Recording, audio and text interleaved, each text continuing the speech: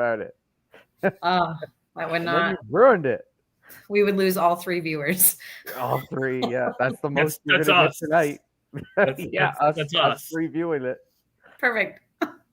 All right, folks. Welcome to episode 165 of the Bowling Show, episode 200 plus of the actual show, and welcome to the final episode of Ripping the Rack podcast. Oh, he figured it out. Yeah, figured it out. Yay. Old man figured out his camera. So Congratulations, bud. Thank you, guys. Thanks. I just fell off the carousel and figured it out. Excellent. I'm so proud of you. Excellent. So, let's see. Let's do some introductions because this has been a while. I'm going to start up north. The king of the north, Mr. Calvin Locke. Oh, me. Hello. Go Jays. Calvin, how are you, buddy? You okay? You good? I'm good. Okay. Good. Suck it, Red Sox. Suck it, Yankees. Let's go. I was going to say I'm Red good with Sox. that I mean, too. That's the only thing we can all agree on. we can. We're on your side finally, and now you're going to insult us the whole Is time? that what it is? Well, I have to. I have to at least insult you while you're on my side because it's like it's more painful. It's like, well, we're cheering for you. I don't care. The Red Sox suck. Well, I mean, to be fair, you're not wrong. So wait a second. Let me, because we can even dig it even further. You guys lost to a team that just gave up 25 runs in 2 games. Yeah, it wasn't. Yeah, good. but It you didn't face Schlittler. Oh, That's true, yeah, you we're didn't. going to Game 3. That's okay. No, that's Rodon. He's not going to do. There's no way he repeats that. So You're not getting. no. You're not getting a Schlittler or whatever. Yeah, his you name might. is. You might not even get to Game 4 the way It isn't. going, It's ending tomorrow night. I hope so. We will go a little further south of Maine, right. but not too far south. Mr. Mack, how are you, bud? hey guys, yeah, I'm glad I can make. Hey, I forgot as always until you sent the link, and I scrambled, said goodnight to the kids, poured a drink, came in. Here we are.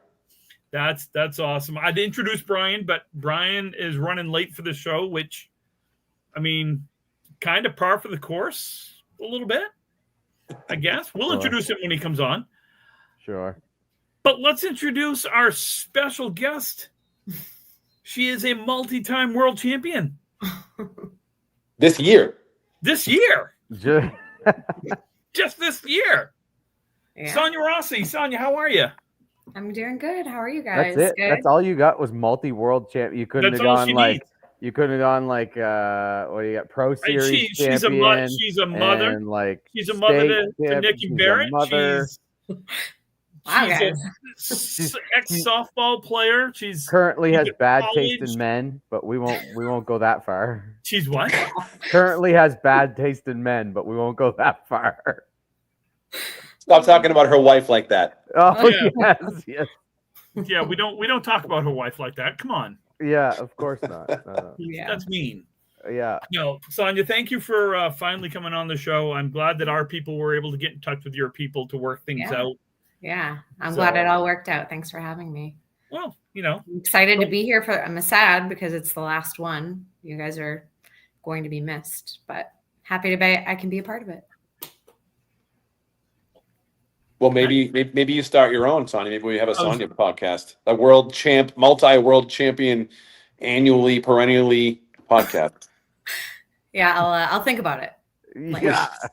I don't think there's any way she'd do that. I've had more people reach out going, I can't believe you guys ran. I'm like, start your own. Like there's it's so let's jump real quick but right into Kim, that. they're not as entertaining as us, so it's That's hard the for thing. them. It's not exactly. You guys gel well, and I know, but sometimes not Calvin, but no. Good everybody else. try. Good try. So let me just get that out of the way real quick. So I've had a bunch of people ask why now? Why are we ending the show? And there's really a lot of reasons, but it really comes down to the fact that after 5+ years, 200+ episodes, a lot of time spent, a lot of money spent, I'm tired. I'm old. Got some positive life-changing stuff happening that is going to basically take me away from the game. So, which I'm good with, by the way, for anyone that really cares. So that's really it. I just, for me, it was time. Let's be honest for a second. We know that you're going to unretire in like 4 months. I really And tried to keep that one. We're going to be back on. We're going to be like, oh, it's been 3 months since we've been around each other. Oh my God, here we are back again. Tim's not tired anymore. He's not he doesn't need to retire for the fifth Get a time. burst of energy. Yeah. Especially when you're still gonna run the 1-7-10 tournament. Like it'll be like April. Look, I'm back. Yeah, I'm pretty much done bowling after January or after December. Sure. Okay? Yep. Mm-hmm. Shut the. We're listening. Shut all the way off. Just yeah. Whatever you say, MJ. Whatever you say. No, I keep unretiring.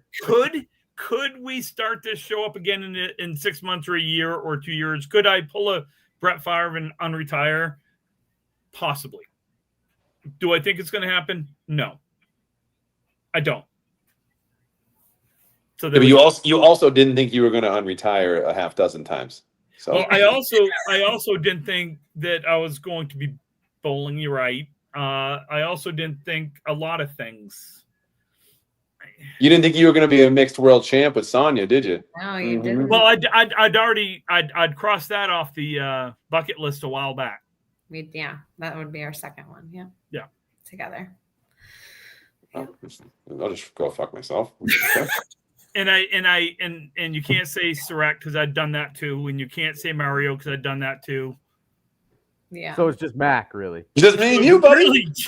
Really, yeah. Now he can retire. He's won with you. So I turned a hater into a lover. I mean, hey, True. I don't think you're allowed to retire until Josh Daly gets that tattoo, though. So. Oh. He's never. He owes that tattoo, and I think we should put it straight across his ass so he always remembers. Every time he sits. Yeah. Yeah, Tim fucking Matero. Yeah. Oh my God. Yes, Nico, I have one with Aaron.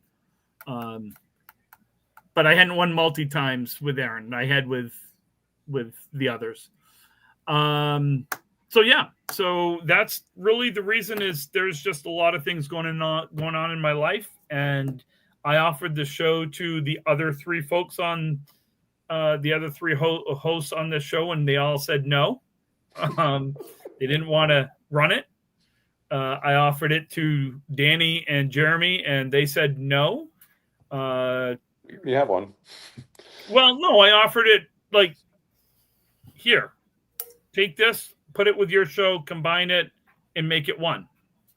And for the record, I mean, I've thought about it, but I would have a hard time keeping it PG-18. Like this would be. You don't need to. I know, but I know myself. I would be uncensored. Not that I have a million friends left in this bowling community, anyways. But I feel like the few that I have left, I might lose. I don't know. I was thinking about it, but I just feel like I don't have a filter, which probably is good for a podcast, right? When you think about it, but. You think I haven't done it here. I haven't done it here, but I thought about taking it over. You think I have a filter? I've been doing this for 200 episodes. You think I have a filter? No, you don't have a filter. No, Exactly. I know. Well, listen, you could be worse. You could be a lot dirtier and nastier. I've seen you in person. In person, you're really not a nice person. So yeah. Exactly. You think I've been nice? Listen, I've been called out on Facebook multiple times for calling people idiots on this podcast. I don't think it's me. And I did. I offered it to multiple people, more than just Danny and them, and everyone else just didn't want to take it over, didn't feel that they could commit to it the way we have, things like that. So we will make it go dormant. And the whole point, Nico, is there. So one of the things is I don't think people realize is there's actually a cost involved with this show. This is not a free show, meaning we don't just get on YouTube and it's free. There's not. There's a cost. There's a monthly cost for the hosting service of StreamYard and others to be able to offer a live show. And I never asked Mac, Calvin, or Brian for money. I never even thought about it. It was my decision to do it, and it was totally on me. But after a couple of years, it's it adds up. I could use that money to go on another cruise. I could use it to go play more golf, which I really like to do. So, yeah, it's time. It's time for me.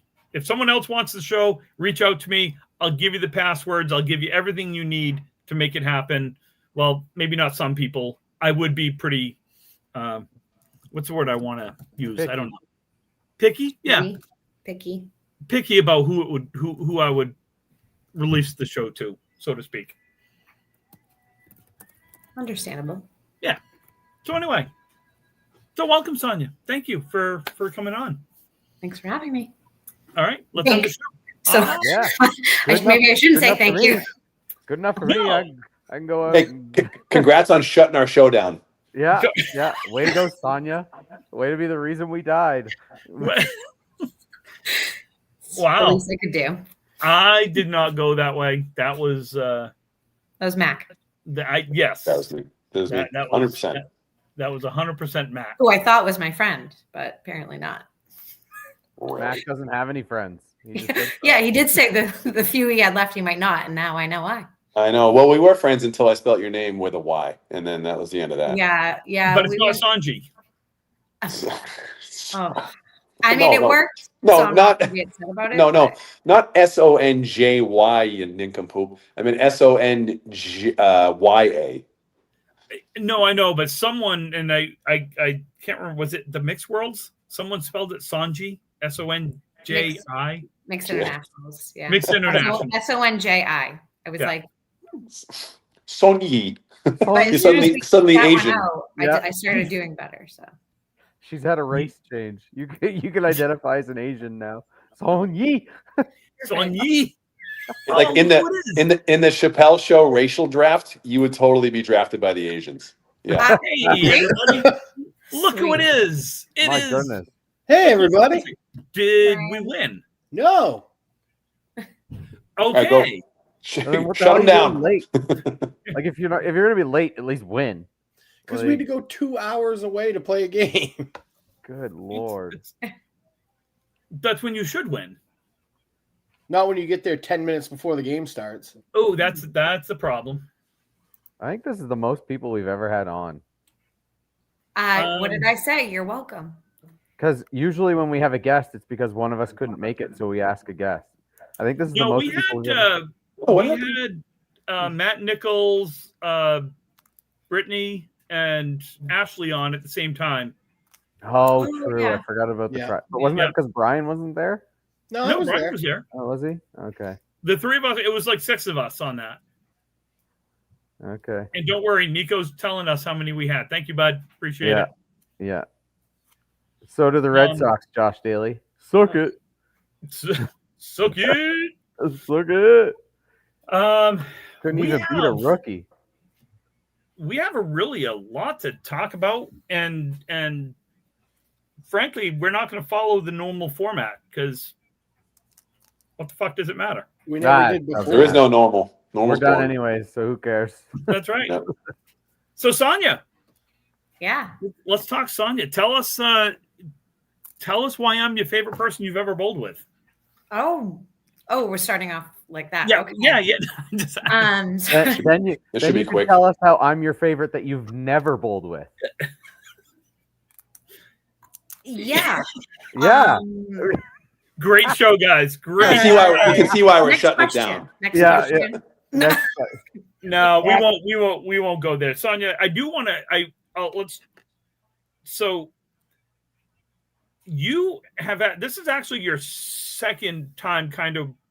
You bowled and then got injured, right? And took English, time Tim. off. Tim, you got like 4 questions in one. Like, Come on. I know. I didn't write Use your anything words, down Timothy. because Use your words.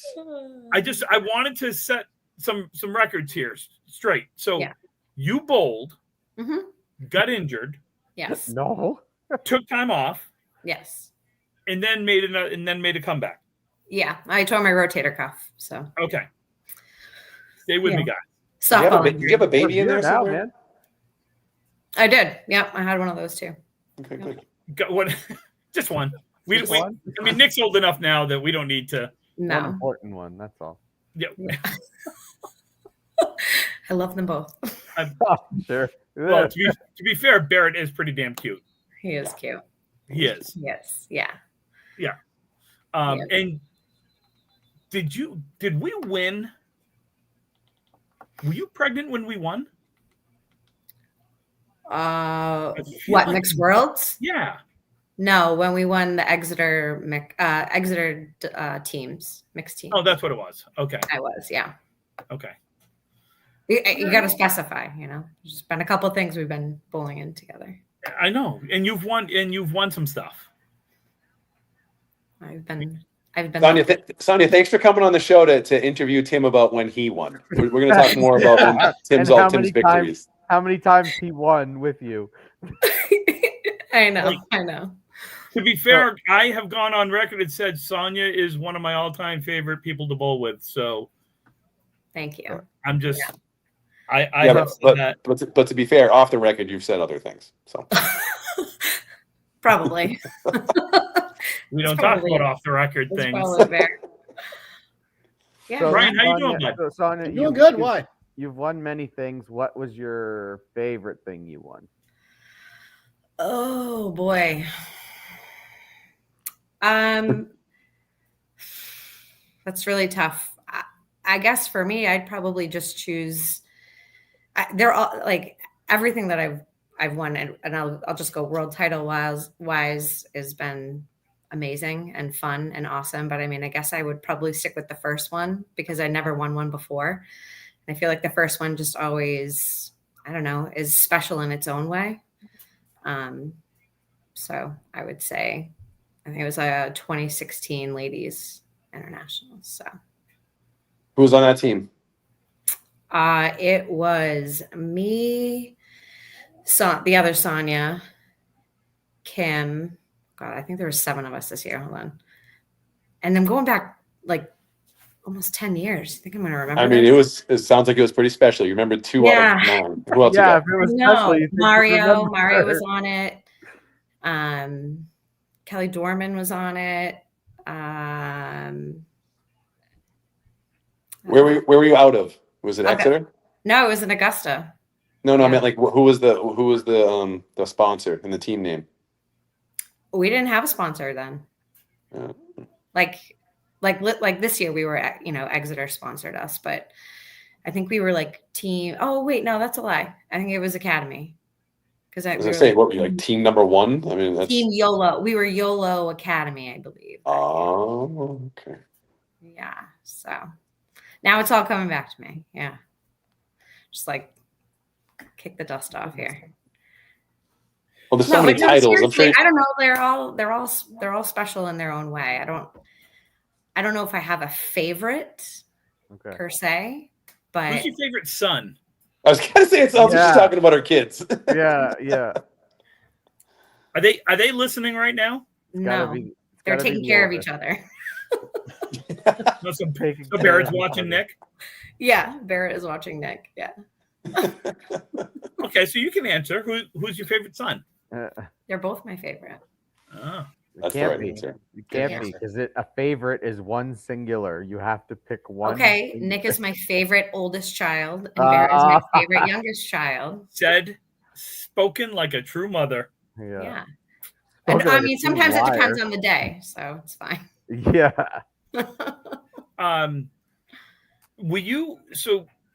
You played softball in college, right? I did, yeah. What position? Pitcher and shortstop. I was going to ask if you pitched because the way you bowl, I was wondering if you pitched. Yeah. Yeah. I Is played that what you tore your shoulder? Yeah. Yeah. My sophomore year, I could feel it. I didn't get it fixed for like 10 years. So that wasn't smart. But. Here's why that probably happened, because in softball, we just learned recently, the girls play like 200 games a year. Yeah. It's and truly no unbelievable. There's no pitch count. The same girl could pitch for 15 hours in one day, and I've seen that. Oh yeah. God. I didn't tear my pitching though. I tore it at shorts. Like I tore it throwing from shortstop. But I would do both. I would shortstop pitching. You know, there wasn't really a whole lot of warm up, which wasn't very smart. Wow. But that's okay. I still play. I mean, up until 2 years ago, I was still playing. But. Tim, are you going to tell us about some championship you won in softball real quick? Or, No, I didn't play. Brian played Brian was a hell of a softball player. Yep, I pitched. Yeah. You know who else is a good? You know what's a good pitcher in softball? And just to change subject, remember the name Chris Galuccio? He pitches all around. He used to be a bowler in the Friday Pro League. Who? Fun fact. Anyways. Like a modified? Never heard about that. No, just like the co-ed league that a lot of the Haverhill people play at, like Davey and Tim and those guys. Oh, like slow pitch. Got it. Yeah. Wait, so Brian, were you a fast pitcher? I can throw fast pitch. I played 1 year of men's modified, and then I just played slow pitch. All I throw is knuckleball. Oof. Timmy Wake. Generate your own spin. You want to hit the ball out of the ballpark, you got to make it spin. Mm-hmm. That's I played 1 year, and I was not a softball. No, that was not my sport. 1 year, and then Tim announced retirement. And it stuck. That one stuck. Yeah, It did. I tried to pull him out to sub in a men's league game once, and he sent me Jordan, his son, instead. So probably for the best. It was. Yeah. Oh, that was a good move on my part. Jordan was actually a good baseball player. Sonja, who's your favorite person to bowl against? Against? Good one. Guys, I wasn't prepared for all these hard. I feel like hard hitting questions. So what you're saying right now is that you've never watched the show in your life. No, that's not true at all. Because we've had plenty of people on, and this is exactly know. how we do it. We just ask questions about their bowling life. So yeah, that's. I guess I thought I was just part of the crew here. Okay, You are. We could do that. No, you are part of the crew, but we got to get some of the questions out of the way before we just start kibitzing on bowling and life in general. So who's my favorite person to bowl against? Yeah. Correct. Like somebody that makes you bowl better, or mine is Mac, because it's an easy win. Well, I was gonna say, Brian's trying to ask you, who don't you like? Yeah. So who is it out there that you like bowling against? No. Like I have certain people that I do like that I bowl against, and I'm just more comfortable against, and I bowl better against. Yeah. I'm still waiting to find a whole bunch of those people to bowl against, but every once in a while it is. I mean, I don't know if I ever approach it in that way. I feel like for me, for the people that have bowled with me, they know that I'm just like, okay, what's the form? I show up and I'm like, where am I? How many boxes? And what's the format? And it's like when I show up. So I don't know if I don't want to say not take it seriously, because I do take it seriously. I just don't know if I ever psych myself out about anything or anybody, or look at someone and say like, oh, I need to work my ass off, because I feel like I just have to do that against anybody that I bowl, because you just never know.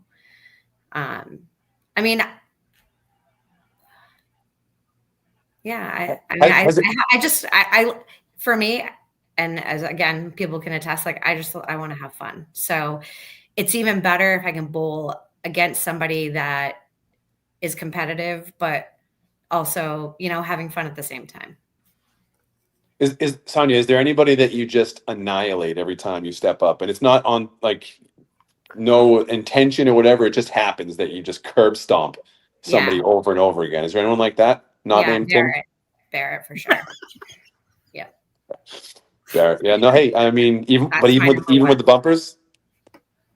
Yeah. Not always, but yeah, for sure. Teaching the kid life lessons early. That's good. You have to. I mean, I feel like it's the only way you can be competitive, right? You got to work for it. I mean, times are different now, you know? Yeah, there's none of that gentle parenting when it comes to that stuff. It's do better. Bowl better. Good You sad job. kid you lost? Yeah. Bowl better. Yeah, Yeah. right. It won't be long before he's kicking your butt because sometimes I our know. kids tend to do that. You know, I Yeah. know. It only took Molly like 8 years, right, Mac? not 8 years. Like it was like 2 years. Yeah. Well, didn't take very much, buddy. You stand joke up. You about had a saying- pulse on the lane. You were fine, huh? Tim jokes about saying get better, but I have witnessed Tim say that to a bowler before we were bowling against. Oh my God. You're not really, are you? That No, doesn't. we were surprise bowling- me. Episode. We were bowling in a handicap league, and we spotted the team we were bowling like 146 pins, and we were still winning. And they're like, "How are you? Like, this isn't even fair. You need to give us more pins." And Tim goes, "No, you just need to get better." Hell yeah. Get better. That's a perfect response. To be honest with you. You're such a dick, Tim. This was like 12 years ago, so that was in that era of Tim. Tim was in his era then. Please tell me this person wasn't like 85 years old and you were like bull that. Oh, I hope. I don't look at that as mean. I look at that as being honest and a good friend. Yeah, a good friend. Okay, Mac. If I remember correctly, this gentleman may not have had all of his faculties about him. Oh Jesus. Oh, I thought maybe he didn't. Oh, have I a wasn't. good I wasn't teacher. talking about that one. You were nice on that one. I could name like 70 people right now. Which one are you In the talking bowling about? game. Yeah. The one- the Just one where you bowling bowled- right now. You bowled with us in Waldoboro. Oh, I forgot about that one. Oh, Tim, there's multiple. Damn. It's because he lost that day. That's why you forgot about that one. No, I just you know what? Let's change the subject. That's a Wayne? good question. This is a great question. And especially like after the injury. Or Yeah. like before the injury, like because of the rotator cuff, have you had to change? And like, what did you change? I don't think I've changed my delivery, and if I did, I didn't do it on purpose. So I guess there's that. I do think I have a little bit more of a curve now than I used to. I feel like when I was younger, I think I threw the ball a little bit more straight than I do now. Now I have a little bit of a hook. Did you throw it harder when you were younger? Is that why you maybe didn't have as much of a hook, or? Could have. Yeah, I could have. But I don't think my ball speed has changed that much, actually. I was never like Maddie, like throwing a million miles an hour for sure. But I think I'm just slow and steady. I'm not slow, like average. I don't know. I mean, I've hung out with you enough. You're a little slow, but that's okay. I can't deny it. I won't. I mean, I've seen you bowl for like what, I don't know, 15 years now, probably a little longer. I don't think, at least in that time frame, that you've really changed too much. Pretty identical. I mean, it's got a little curve, but maybe now we just bowl on more lanes that are like Exeter, where they're grabbing a little harder, and not as many Park Place days as we used to have. Yeah, the last once a month, did you see Exeter grab my ball just right to the 7-pin only? First, I saw that. Yeah. I saw that, and then I saw it somehow grab your ball and go right to the 10-pin. Right to the 10-pin. That curve, just amazing. Yeah, I have that problem in Exeter too. Yeah, those lanes are a little crazy. I love them, but oof. That was something. I don't know if I've seen the 7-pin, 10-pin on the first two balls from a multi-time world champ. Anyways, this year. This year. This year. Yeah. No, Wow. I know. Yeah. So, but I'll tell you what, you have the best attitude of anybody I've ever bowled with, and that's one of the reasons that you're my favorite person to bowl with. And I'll just say that out in public. You are my favorite. So everyone else, sorry, but Sonja's got that ranking. thank you. Yeah. No, I mean, that's something that's important to me. Those are the people that I want to bowl with too. No one's having a good time if everyone's miserable and pissed off and Don't get me wrong. I get pissed off. I just make sure it doesn't stay around for too But it's long. bowling, and no one's having fun bowling anyway. No. And that's what alcohol is for. I was going to say, as soon as you do get pissed off, we usually find the bar. Yep. Yeah. And then I'm Yeah. fine. It's great. Take Yeah. a little walk it off, come back. And you know where it is in Augusta. Oh yeah, no. Yeah, I know where that is. Yep. Also Boutwell's. Very familiar with that bar now too. I like Boutwell, so This year was my first year ever bowling there. I'd never bowled there either until June. Yep, that was my first time, and then the ladies internationals was back there too. So I mean, you can say I definitely like that. I like it there a lot. I was going to say, seems like it's worked out well for you. It has. Yeah. Greg would like to. You're at a Bayberry, right? I am. Yes, Bayberry and Spencer. Yep. I've never bowled there. What's It's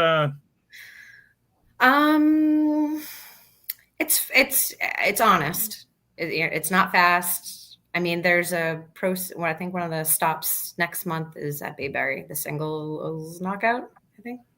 Okay. At the end. So I'm actually really excited, for them because it's a decent house. It's a fair house. And, I think it's awesome that we have a pro series in this area. And it's close to your house, unlike every other place where you have to drive an hour or more. Over an hour everywhere. That's like Brian and I. Yeah. You live in the main version of Massachusetts. It's an hour to any place. Yeah, I live right in the center, the very center part of the state. So Bayberry's only like 25 minutes from me. Bogey's pretty close too, but it's a very honest house. You're not going to get a whole lot of action. You're not going to get a lot of sloppiness. So you'll earn what you get. Nice. Well, I'm sure you've got a little sloppiness. They have a bar there, don't they? Not like an actual bar. No? They'll sell like just beer. Oh, okay. I don't know. I thought we had an old pro series there a long time ago that had a nice restaurant or something. There was a pro series stop like maybe 10 plus years ago there, but there was no bar. Surprised we still went there. I know, right? I think they've just sold beer then too. So it wasn't like there was nothing. I mean, we had a low prerequisite. It was like, do you have bowling pins and do you have a bar?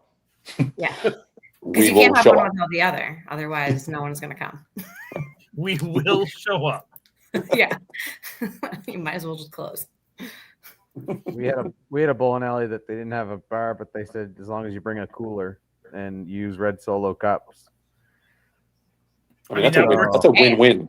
Oh yeah, so people were very smashed. I would. Where is this? I might commute. Are there any league openings? Did we try that at the 560 in Moncton this year? Yeah, unfortunately, they got a liquor license, and that is not. Oh God, it's gonna sell my house. Yeah. Yeah, it's one of the fastest houses. You could probably average 110 there, so pretty good. I'd appreciate that's more credit than you would have given me like 2 years ago. So yeah. Mac, you're improving, bud. Yeah. Listen, I'm a world champ because of Sonja and Tim. Somebody had to carry your ass. It sure wasn't the ball guy in the corner. one of us had to sit out, and I volunteered. So that's a good teammate. Yeah, that's a great teammate. Yeah, I was pretty stoked that you sat out that one. Yeah. Thrilled. I wasn't thrilled when Tim threw Tim's first 6 boxes, but the last 4 I was pretty thrilled. Yeah, he made it up for it. Yes, well, Sonja carried us at the beginning, and Aaron and Jeff carried us at the end, and I threw one good ball. It's okay. That's all we needed. That's when I counted. I remember you throwing one good ball back in 2001, so Who did? Yeah, Tim, one good ball back in 2001. Best ball I've ever thrown right there. Straight to the 4-pin. Whatever. It went for a strike. That's all that matters. 4-7 pocket. It was a pocket hit. It was a pocket hit. It must have been that lane. It curved right in. Yeah. Well, I don't know what happened. It was just like Exeter. Like the lane just said, "Get over here," and it grabbed my ball. I don't know how it got over there, but I know it. I know the feeling. So I get what you're saying. your wife says I'm sure Tim's back loves Max sitting out, and he's not wrong. He isn't wrong. I do want to mention a couple of things real quick. I don't have the results directly in front of me, but I wanted to shout out Mario Oh yes. and her Crushed it. 191 string holy crap. Yeah. in Sanford. I'm so And- mad that I left before she finished. I left at the half and she had 81 in a ball. And you, I know. It was already it was like the 8th string of the second shift. I'd already been there for like 12 hours. then what's another 10 minutes? Ugh, I was hangry, if I'm being quite honest. She is so damn, I don't want to say underrated. That's not the right word because everybody knows Mario.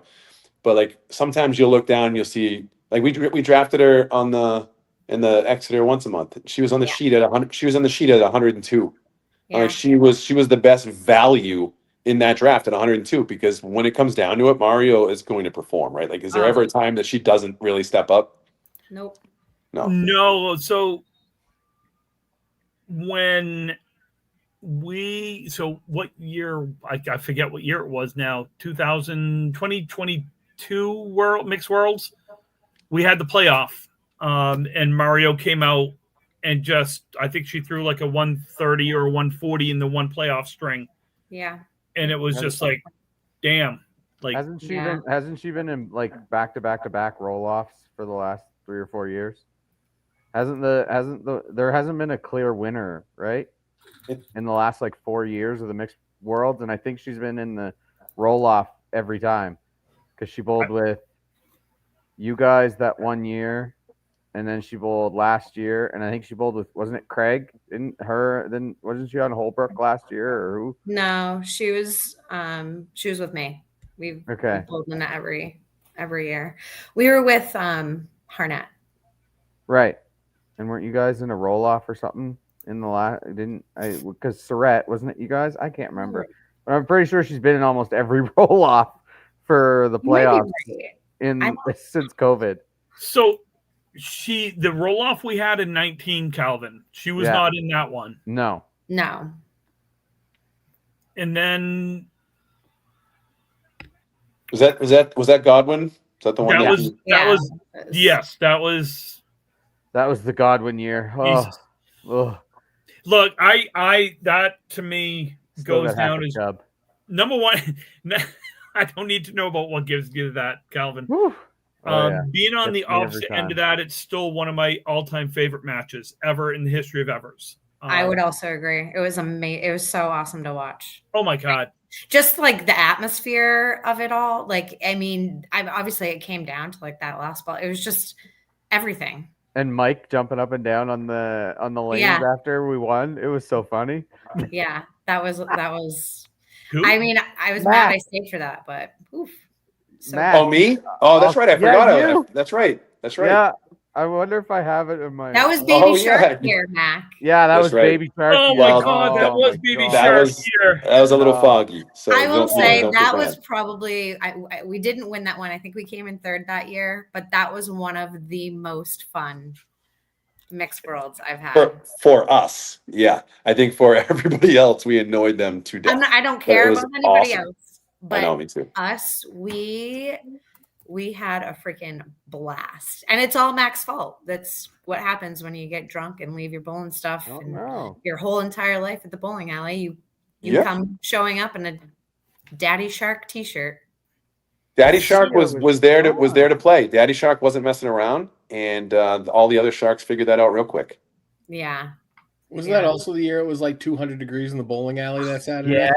Yeah. Oh my God. It's so hot.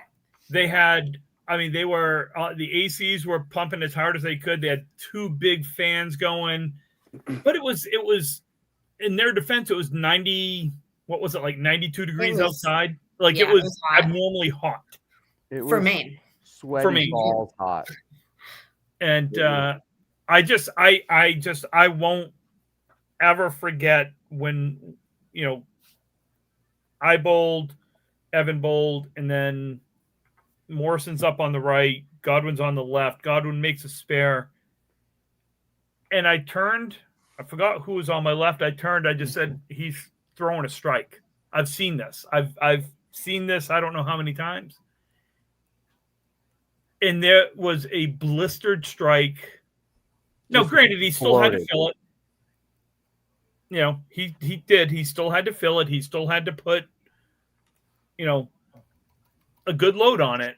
To which he missed the head pin and shit it out, but that's okay. The best. That's what I told him to do. Nobody will ever believe me, but that's what I told him to do. I said, avoid the punch. You don't want the punch to make yourself a hard shot. I was like, 2-3 pocket somewhere in there, throw it there. We know this place. We know it's going to be greasy. Just aim for the 2 or 3 pin, and that's exactly what he did. And he greased 9, and it was perfect. He didn't need to throw a second ball. Yeah, again, great match. I mean, it was not lost by us. It was won. It was won. That's, I mean, there's no doubt about that. But getting back to the whole Mario thing, it was so it must have been 2021. Sonja, was it 2021 we bowled at Academy, or was that 2022? 2022, I think. Because we had Jimbo. Yeah. Yeah. Or was it back years at Academy? I don't know. I can't even. I think it may have been. Yeah. Josh just said 2021, 2022. Both at Academy. Yeah. Yeah. So 2021, we won. We were undefeated going into like the last string or two. Yeah. And then we really just didn't care. And then 2022, we had the playoff match against Craig. Against Holbrook. Yeah. So that was Mario in that one.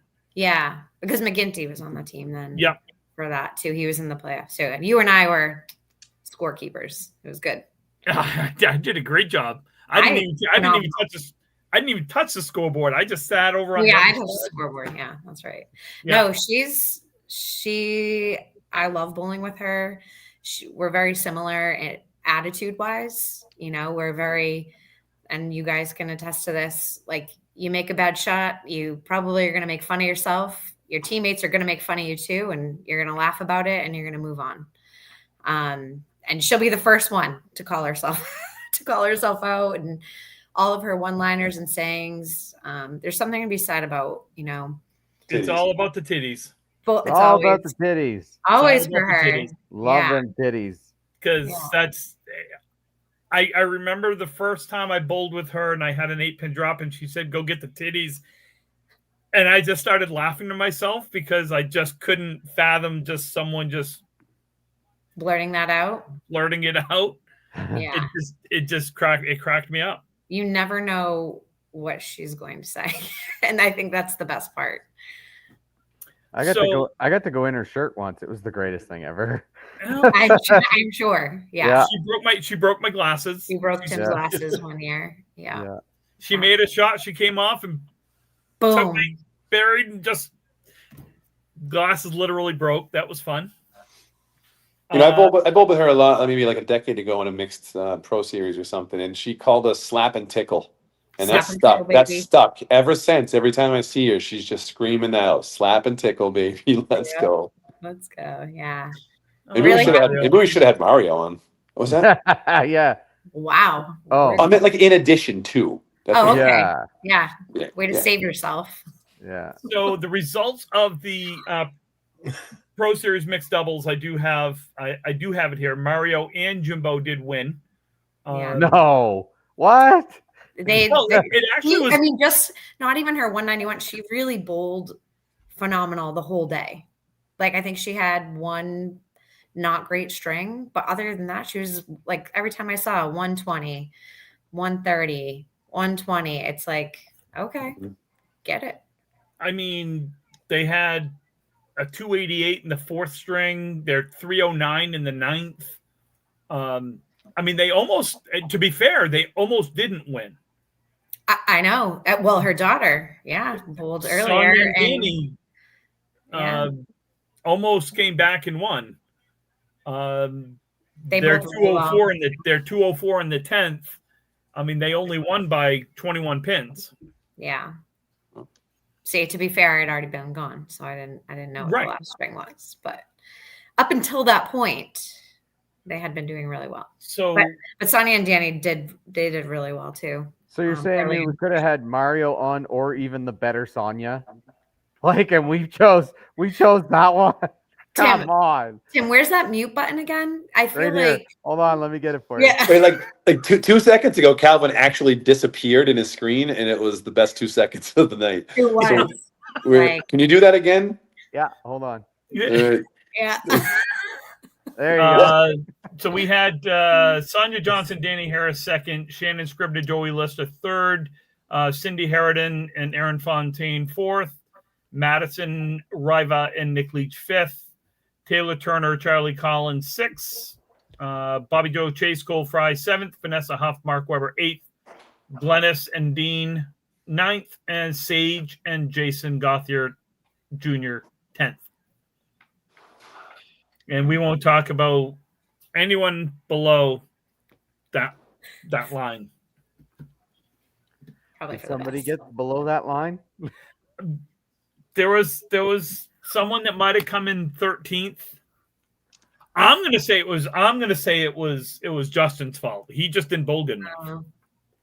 No, it was 100% my fault. No. I mean, the fact that I averaged over 100 after the first three strings, I don't even think I didn't even hit 300 after the first three strings. So the fact that I averaged 106, I guess I should feel lucky about that. But it is absolutely my fault.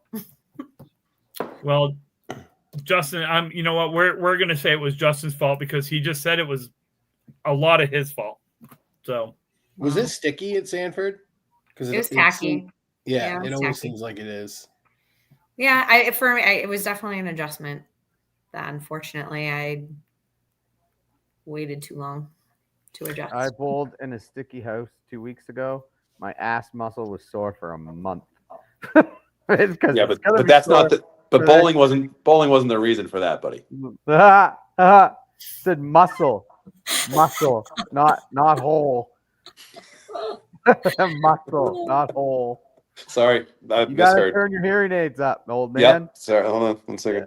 Sorry, his camera was shut off then. Yeah. I can hear you. By the way, don't forget my $100 next month. I got you, buddy. Wait, next month? I'm not going to see you next month. You're not coming down for Worlds? No, I'm trying to avoid you at all costs. What? I'll send the 100 up with someone though. Yeah, send delivery. Mac, package.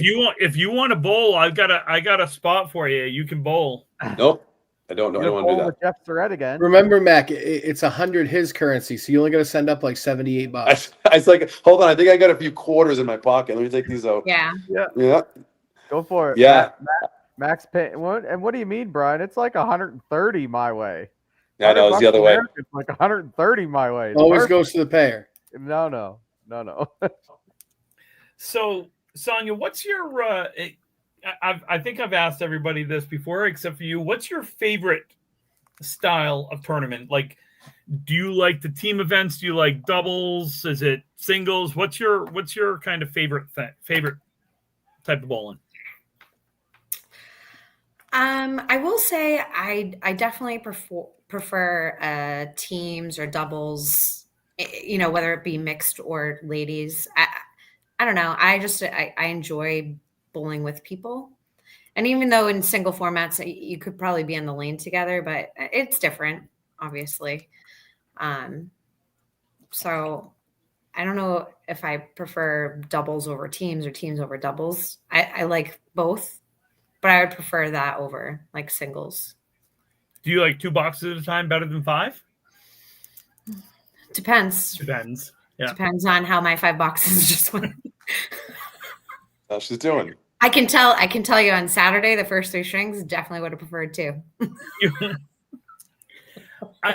I know as I've gotten older, I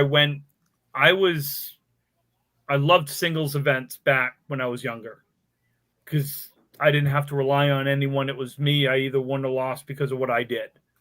But as I've gotten older, I really enjoy the team events more than doubles or anything else. I think that's where I've kind of trended towards.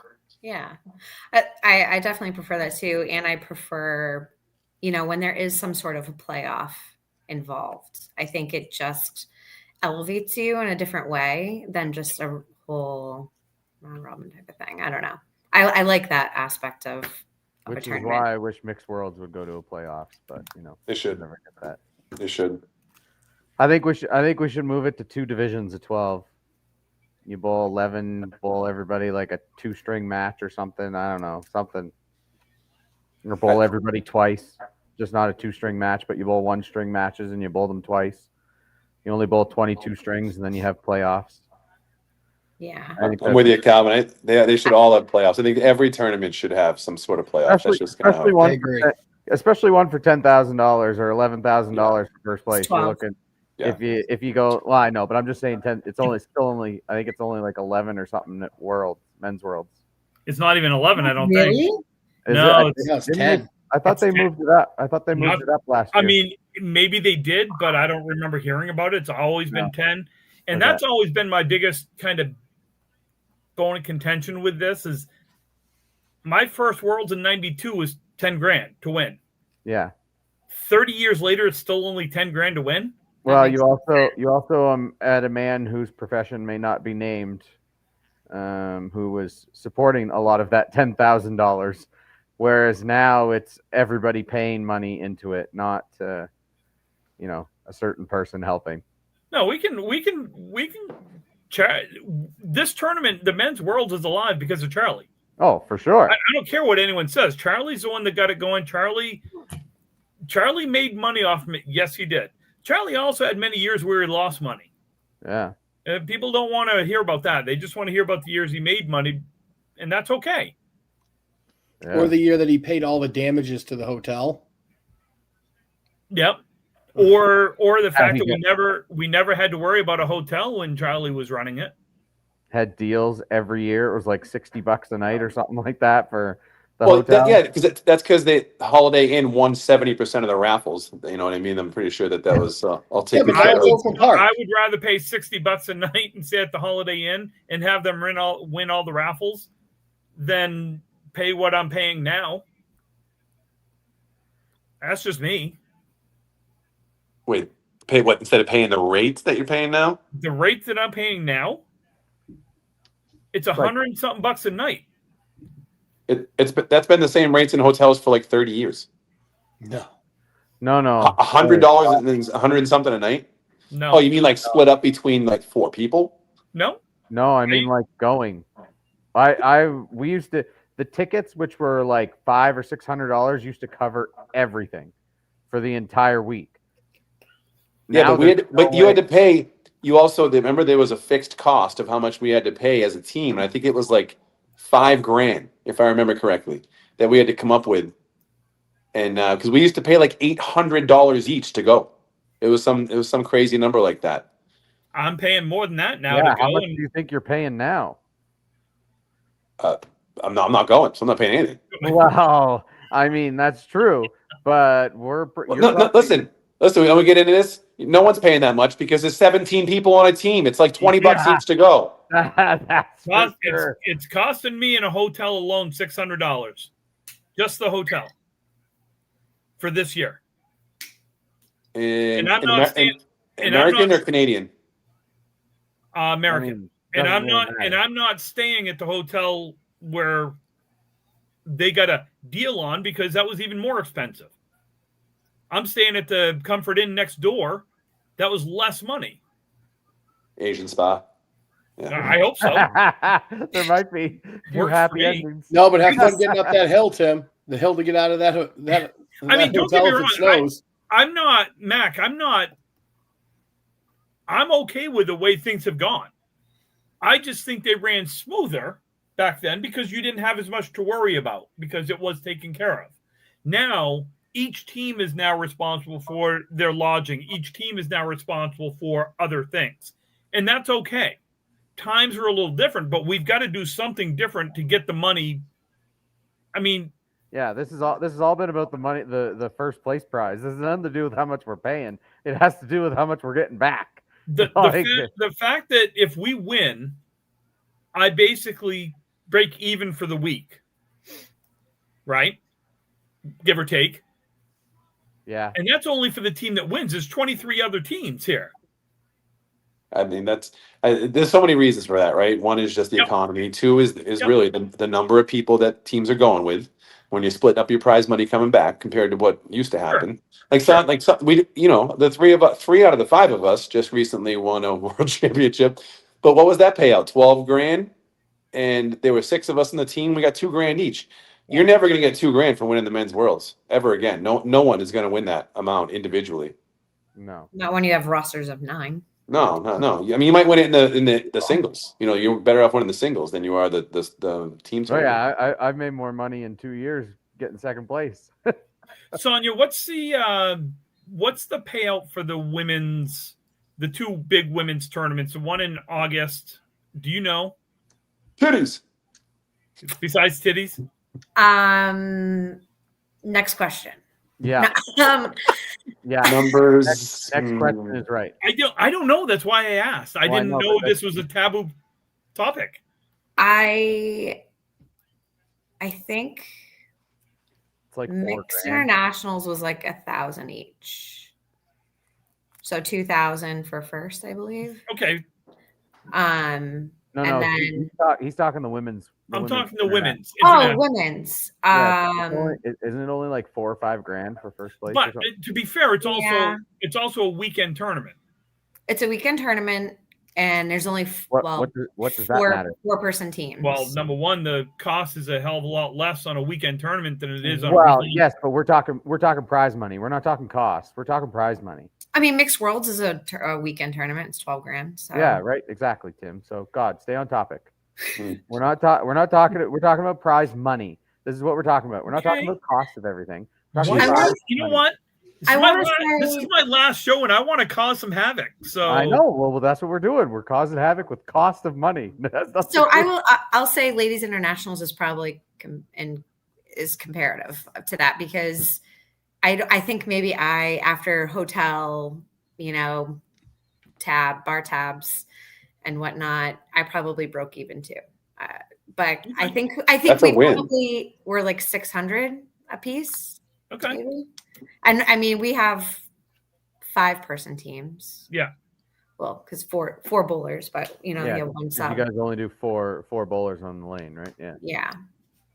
Yeah. And that's a weekend tournament too, Tim. Yeah. Like if we did 4 bowlers, teams would only be like 6 or 7 guys, because you couldn't sub out 3 or 4 guys. So if we want to go down to 4 bowlers in a lane, I hope the men's worlds does something silly like limit roster size to like 8 people. Yeah, which is what I think it should be. I don't think there should be 10 on it. Well, isn't that what it is? Aren't you only? Isn't it like 8, and you can have like captains and stuff like that? 10. Oh, it's always been 10. It's always been 10. It was 10 even back in the day. Back in the day. No teams ever did 10 though back then. Right. Most teams did 6 or 7. 7 at the most. Right. Yeah, because all the teams with 6 and 7 would have laughed you out of the building. Yeah. Yeah, you rarely saw a team with more than 7. Well, and I mean, honestly, like if you look at that, how many teams are actually, aside from, Holbrook, who does a rotation, how many teams actually have their like 7th and 8th guys getting more than maybe 8 or 9 strings throughout the whole week? No, that's not happening. You know what I mean? That's not happening.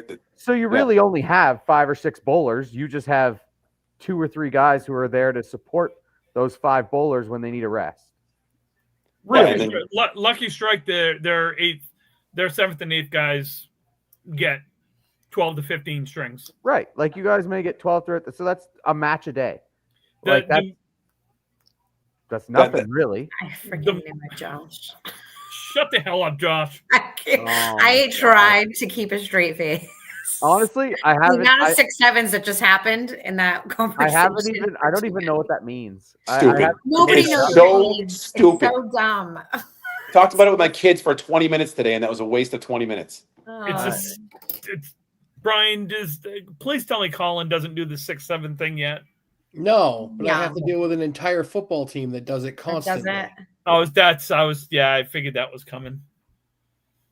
So, anyways, really, like, what having 8 or 9 or 10 guys? What does it really matter if they're really not there? They're just there.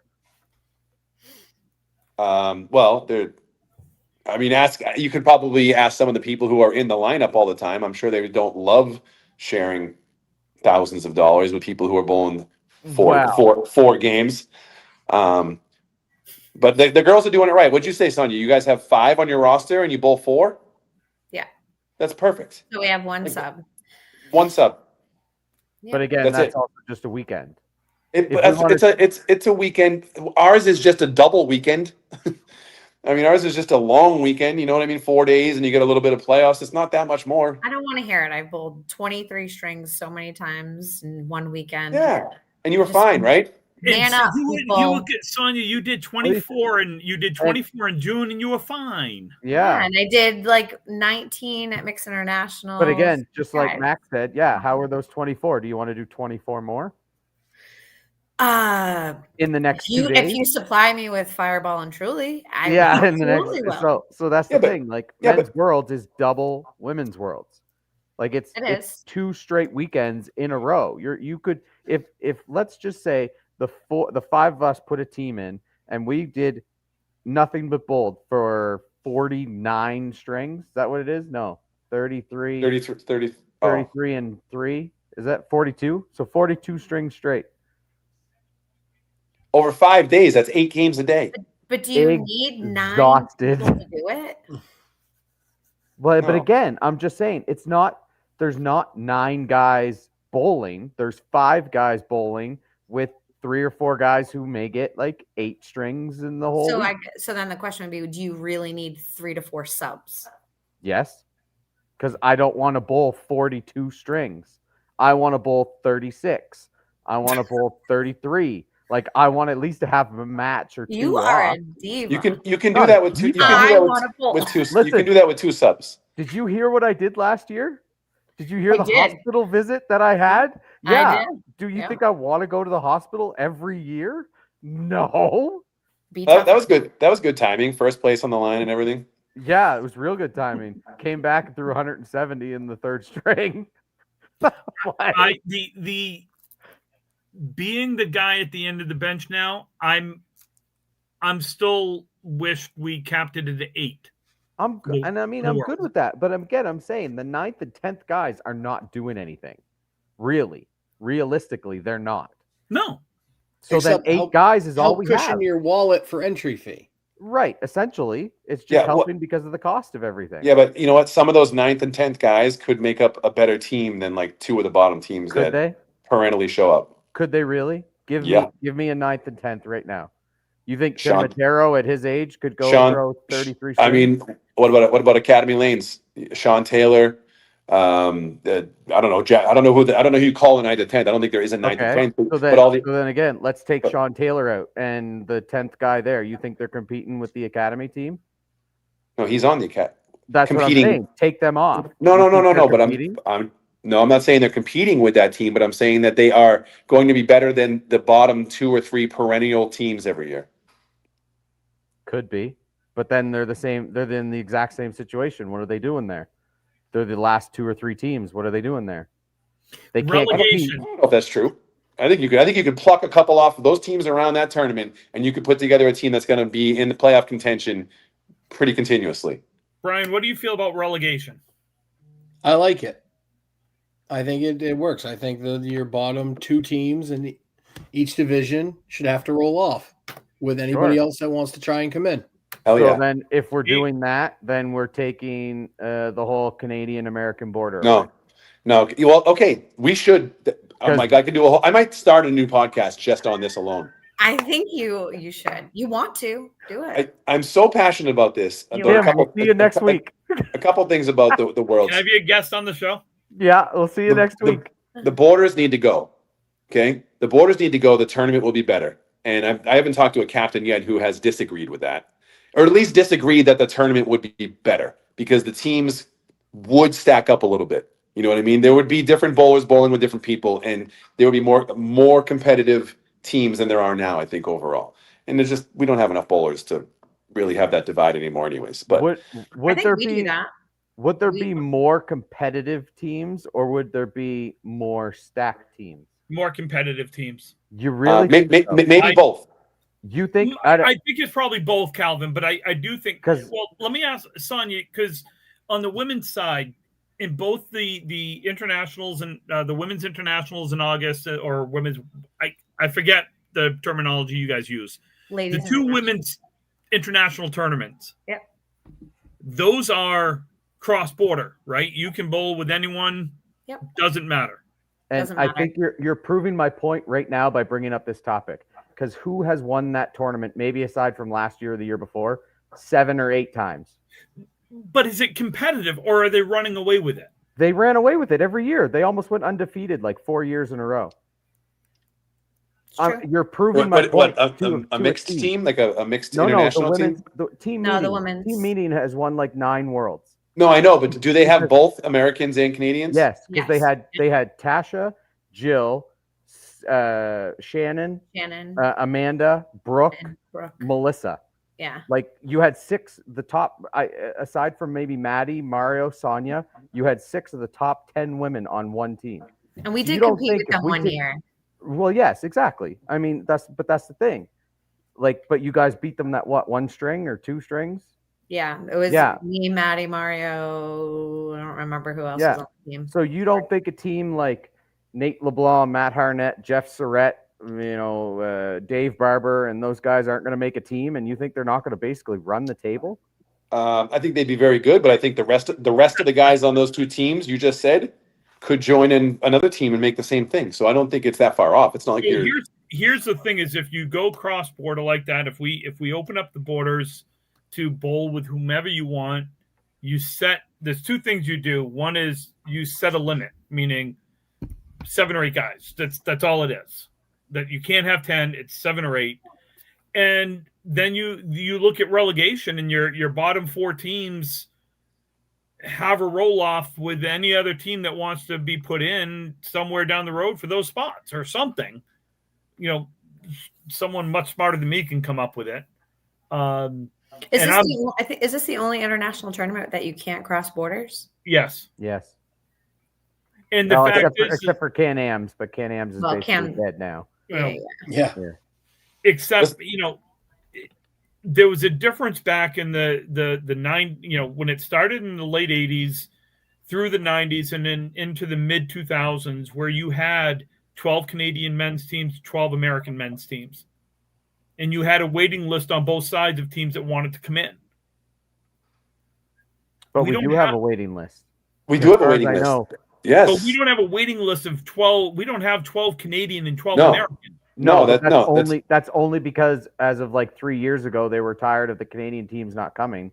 And so they said, okay, well, we're putting a cap. Like if a team comes out, so Canada gets, if an American team drops, Canada gets the first shot at that, but it's still an open spot after that. Like if no Canadian, and I think we have Davies on here. I think we have 2 or 3 guys on the Canadian side who are waiting to get a Davey, is spot. that you're on here, Davey? Is that the case? Are there a few Canadians that are waiting for a team on the men's side?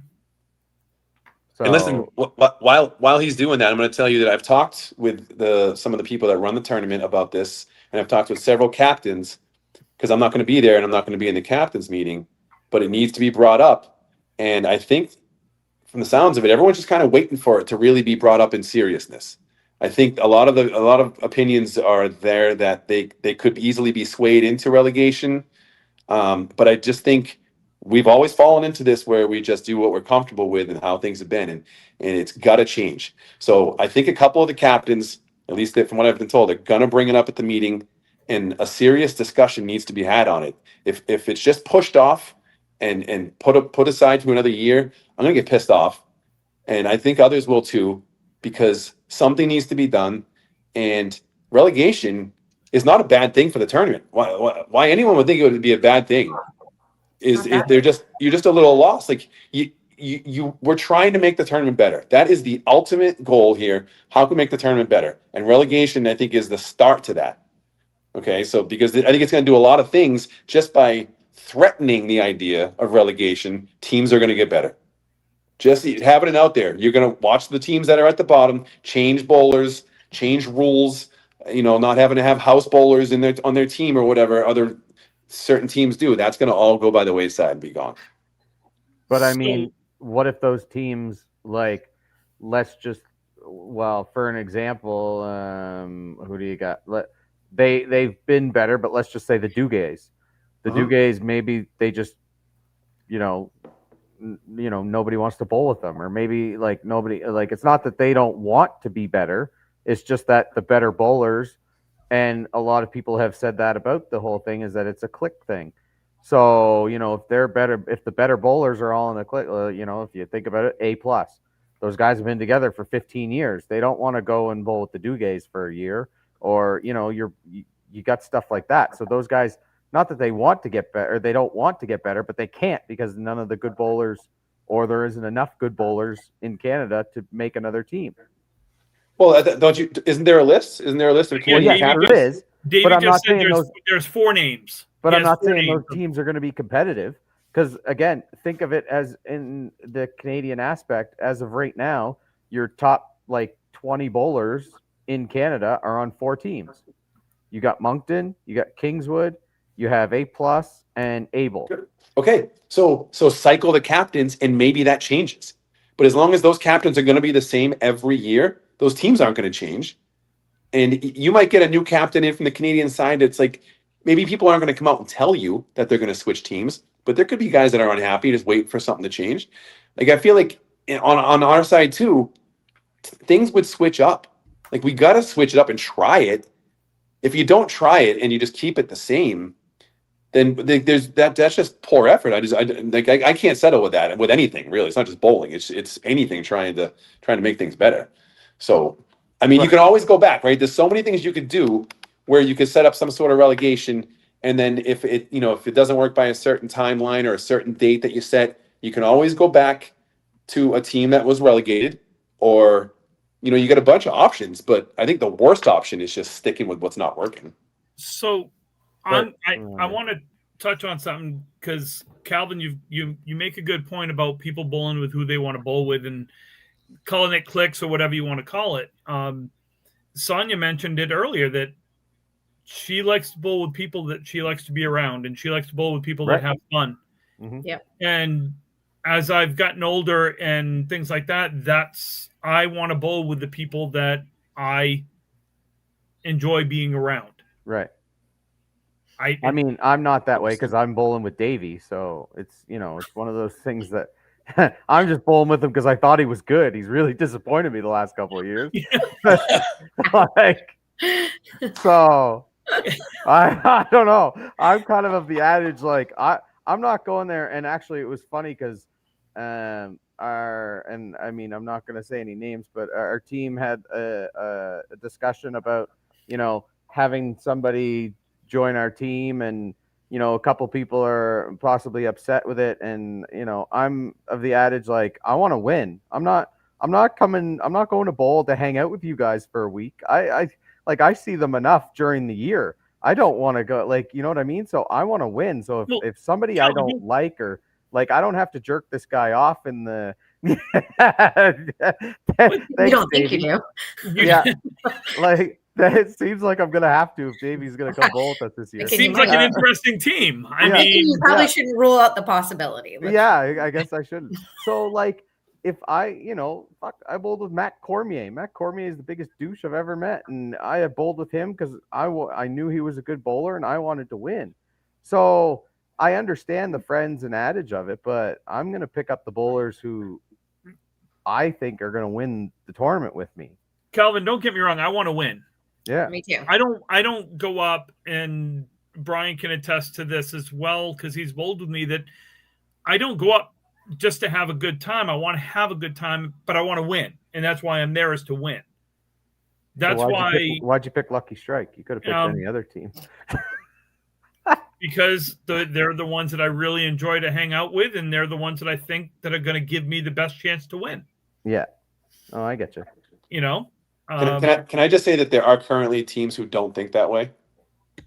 There are current teams in that tournament who are not at all costs trying to get the best bowlers to win. And then there's also captains who shouldn't be in this tournament. I'm not going to name anybody. There are a few that should not be in this tournament. They're not it's our good final enough. show, Matt. Go ahead. Just They're air out not. all the grievances. They're not good enough. They're not good enough to be in the tournament.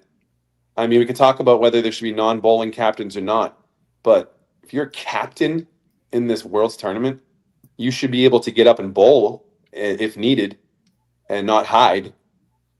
So I just think between the two of them, there's so much room for change, and it's just going to take some people standing up and kind of, throwing it out there. Well, I hope they do bring it up in the captain's meeting. We've gone over our normal time. I'm good with staying on if you guys want to stay on and keep having a conversation. I figured if this was the last one, we were going to go for a little bit. So Okay. I wanted to, Sonja, if you want to stick around, right? Yeah. No, I don't have to pack for my 4 a.m. departure to Philly tomorrow, so it's fine. You don't? Oh, good. What are you going to Philly for? The Phillies are done in Philly. They're going to the Dodgers. I know. I'm going for work, but I did look. I was like, I'm catching a Philly Dodger game if I'm there. No. And they're back in LA tomorrow. Yeah, they're back in LA probably till next Saturday or something. If it gets that would have been so fun. You don't sleep anyway, so it's true. I mean, to be fair, going to bed at midnight tonight's going to be just like a normal day for you, and you're not wrong. Waking up at 4:30 or whatever that you got to leave. Yeah. No, I'm fine. I'm happy to stay on. Okay, Brian, Mac, you guys good? Yeah, I'm about to have a shot. Let's go. Yeah. Okay. Right.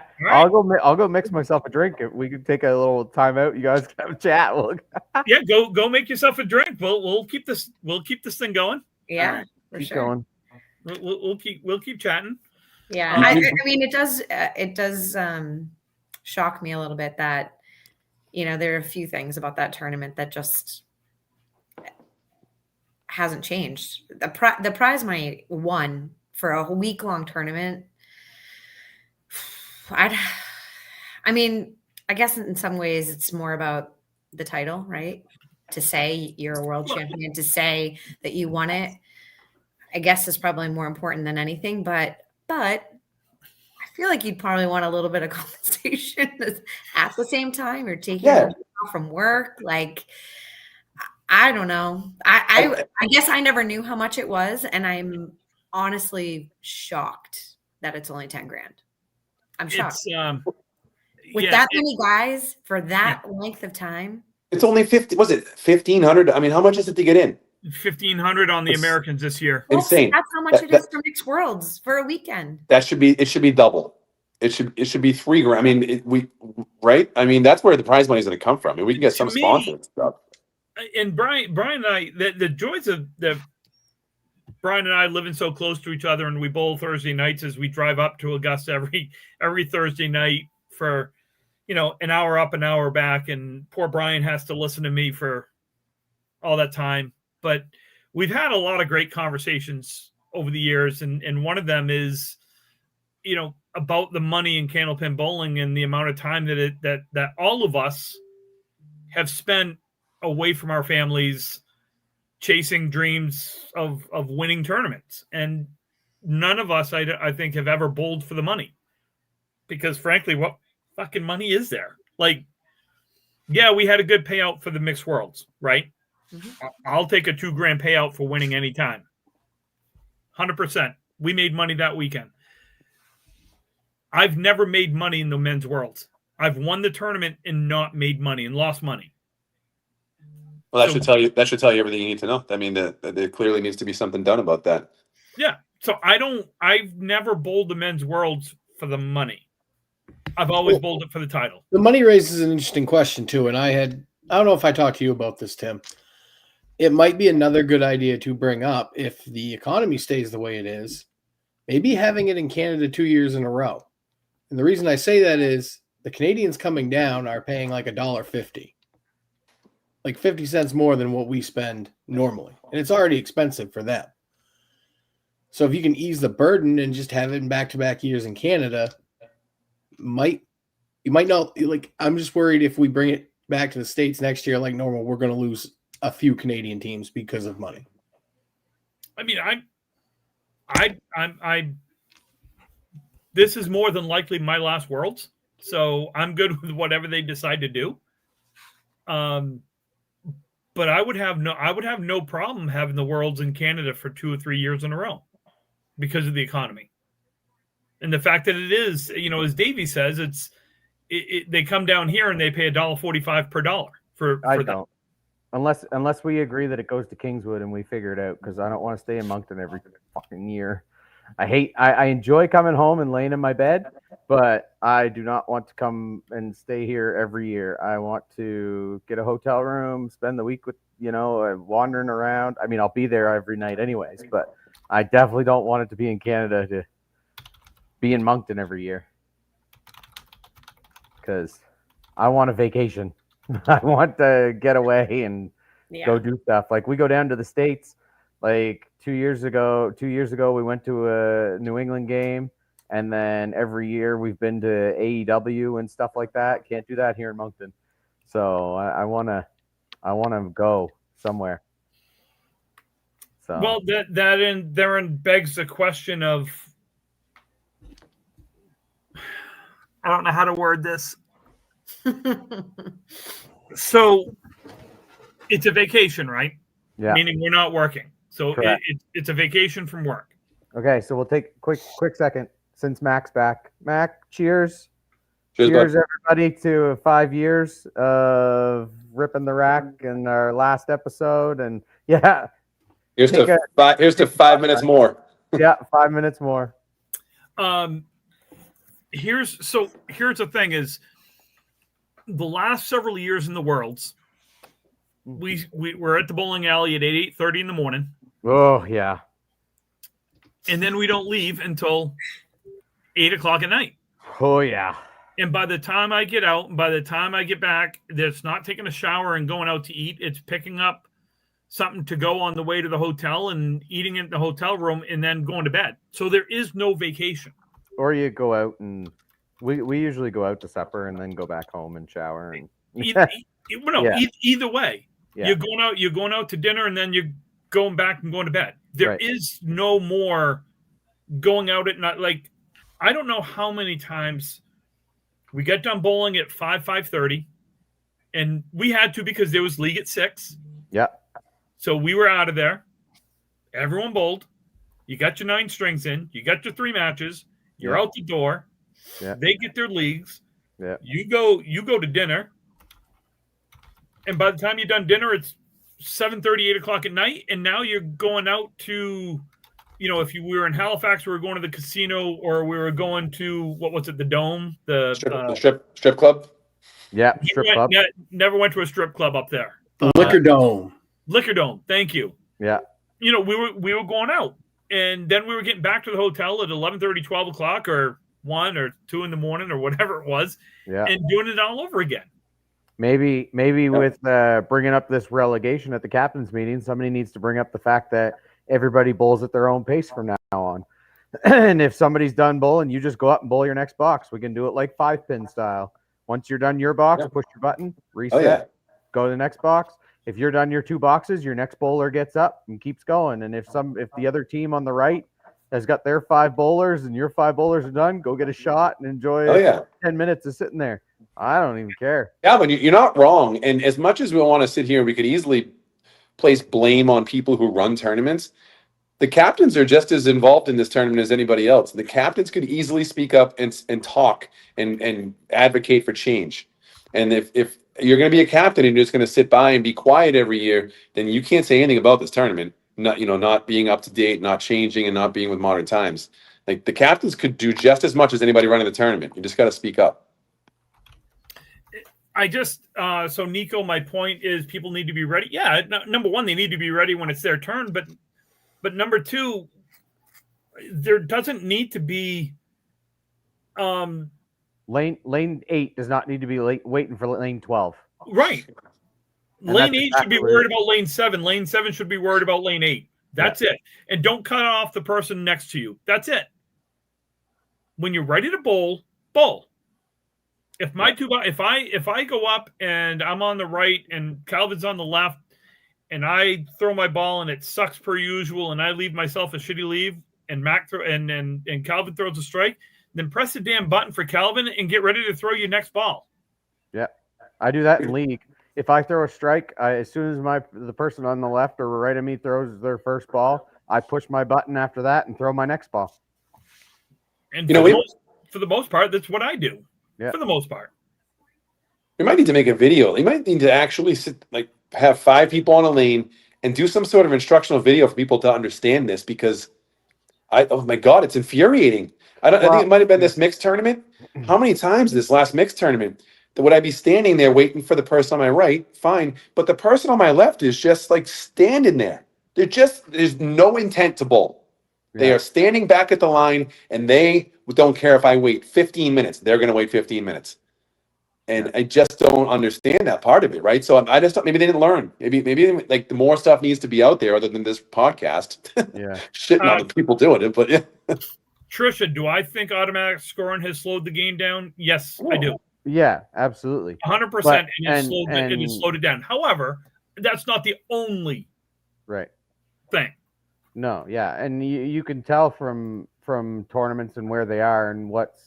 Like, for example, at Boutwells, like you have to wait for the whole thing to reset. Well, that's 15, 20 minutes, half an hour just sitting there and waiting for everybody to finish and the next match to reset and everything. We changed that for Ladies Internationals. I think we took a page out of Mac's advice. I think after the Mixed Worlds, he had said, while you're waiting, write down the scores. That was me. Just say, was it you? No, that was me. Nope, not you. I said that. I said that mid tournament. I said, let's get a sheet. Let's start writing names. And I didn't hear it. I only heard it from Mac. You were half a tournament late, buddy. Okay. Yeah. Okay. But we did do that for Ladies Internationals, and it not everybody took that advice at first. I think everyone was still a little hesitant to do it, but I do think it made a difference from Mixed Worlds because that was lengthy. Yeah. So we do it at. What you do for ladies? So you would move. Yeah. So you remember at Mixed Worlds, we would wait. Oh yeah. We were waiting for everything to transfer over, et cetera. So we would go to where we needed to be. But while we were waiting for everything to transfer, we would start bowling and we would write down the scores.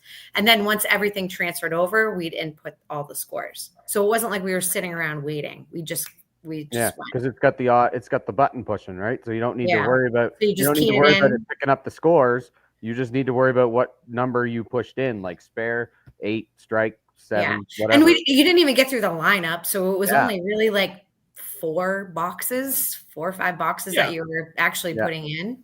Yeah, but 4 boxes times what? 20? How many games, right? Well, right. Exactly. That's why I was glad that we made that adjustment. But if you bowl it like an academy or, Lita, when it was open that had automatic scoring, you're not able to do that though, are you? Versus a semi-automatic? Right. I don't think that you can do it. Why? You can't how are you going to put in your scores? Well, actually, you write them down. I know you write them down, Mac. What I'm talking about is once they populate up on the score, you got to put your scores in now that you've started to bowl. Yeah, you can absolutely. Yeah. So we do that. We do that at the Academy Juniors League because a lot of the kids have to leave and go to other sports. So they'll go over to a lane, bowl their 5 or 6 boxes they have left, and then we just go back and manually enter it in. I mean, it doesn't seem like it's crazy. You know what I mean? I just feel like everybody just freezes. They're like, "Oh, we're not done. We can't start." We saw that at Ladies International. Like, we were a team that we were like, all right, let's go. Like, we don't want to sit around. Like, we would look around and nobody else would start because they were nervous. They were like, and that's another thing is when or who came up with this. Everybody should wait until everybody's done to move your balls off the rack. Who the hell came up with that?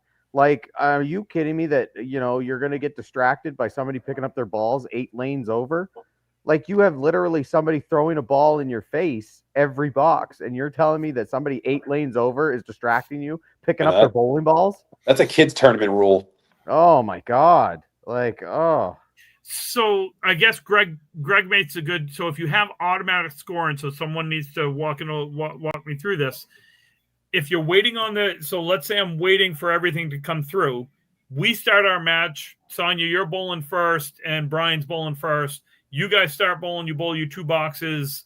Then Mac and I get up. We bowl our 2 boxes, and then the scores pop. Then the screens populate with they've cycled through. They've populated.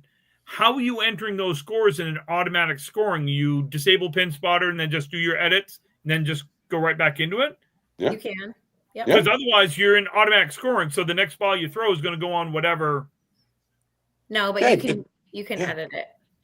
Well, you can edit it, but what he's saying is, I think each ball would like insert itself into the score where you're editing it. But yeah, you would just disable it and then make it into CompuScore, like the old score, and then just manually enter it all until you're done. I'm trying to think because my Bayberry is automatic scoring, not semi. So I'm trying to think of how that would actually. So with automatic scoring, the only way I can envision that is you would have to disable scores. So whomever is up bowling, when those scores when they start to populate, has to stop. You did disable it, Disable it, enter the scores, and then enable it. Yeah. That's still a lot better than the alternative. I'm not saying it's not, Mac. In my head, I'm trying to think of the houses that have paper and pencil like Moncton, which why we wait for everyone to be done to start the next match, I have no friggin' idea. No idea. Stupidest thing ever. Exactly. And I swear to God, they better. Davey, I hope you're listening at the captain's meeting. Is he the captain for you guys? No. Who's the captain? He's saying it's not a rule at Worlds. It should be done. Yeah, it's not a rule. It's just that people have said it, and everybody just waits. Then they need to bring that up, saying, "Cut the shit." If 2 teams are ready to bowl and the lanes are available, get up, get your line up, and get going. That's what I'll be doing at Worlds, because whoever we're bowling, if they're ready to go, I'm like, all right, let's go. Let's get started. You don't have to wait for if we're on lanes 1 and 2, why the hell am I waiting for lanes 23 and 24 to get done if they're not a part of this match on 1 and 2? Yeah, no. You guys should really push it this year. Like, really try to do that.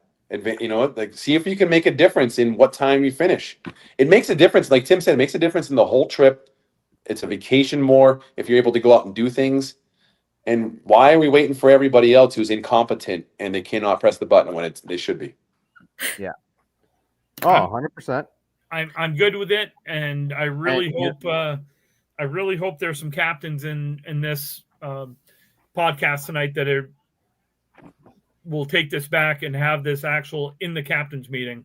And I mean, you can tell, and I have it because we've oh, hold on, dog's going nuts. Dog just realized Calvin was home. Yeah. No, I do, Davey. I do. Last time in Moncton, the left side was done 1 hour before the right side each day. Yeah, and you know what? All the power to the teams who can get done sooner. Yeah, you get done. Yeah. You get to go out and have fun, enjoy yourselves. That's motivation. We weren't waiting for everybody, and yeah. I think it was we had gone to supper, had supper, came out, and I think it was Abel had met us at the restaurant. They had just gotten finished. We had gotten there, eaten supper, paid our bills, we're leaving, and one of the teams was just coming. Yeah, we just got done. It's like, what are you doing? Like, we've been done for 2 hours. No. Like, we've done matches and stuff like that, and I've watched them. And the difference between playoffs and a round robin match is like almost half an hour.